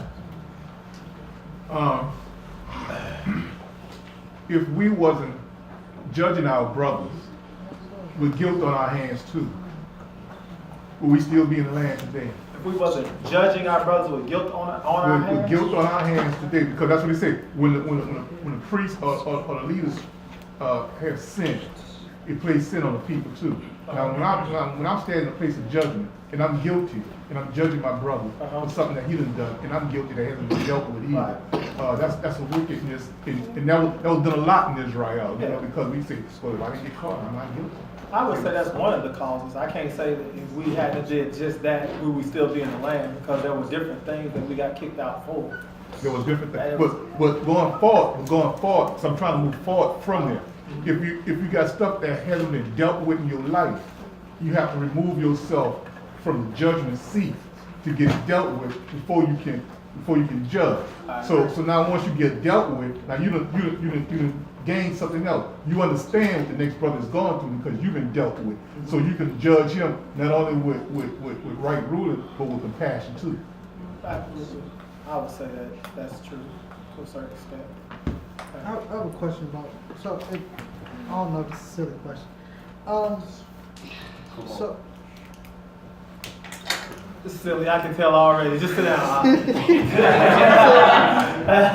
so you have, so like in each portion it says, if any person from among the populace unwittingly incurs guilt by doing any of the things which by Yahuwah's commands are not to be done. So it's, in each one it's saying if they do something that by the Creator's commands ought not to be done. So what if you don't do something that should be done? Is it still the same formula or if you don't do something that should be done, that means that you didn't, it's the same thing. So you said if they did something that should not be done, right? So if you didn't do something that should be done, I would say it's the same thing. I would say it's the same thing. You didn't do something, or you did something that shouldn't have been done. It's disobedience. Yeah, it's the same. To me, it's the same thing. It's like lying by omission.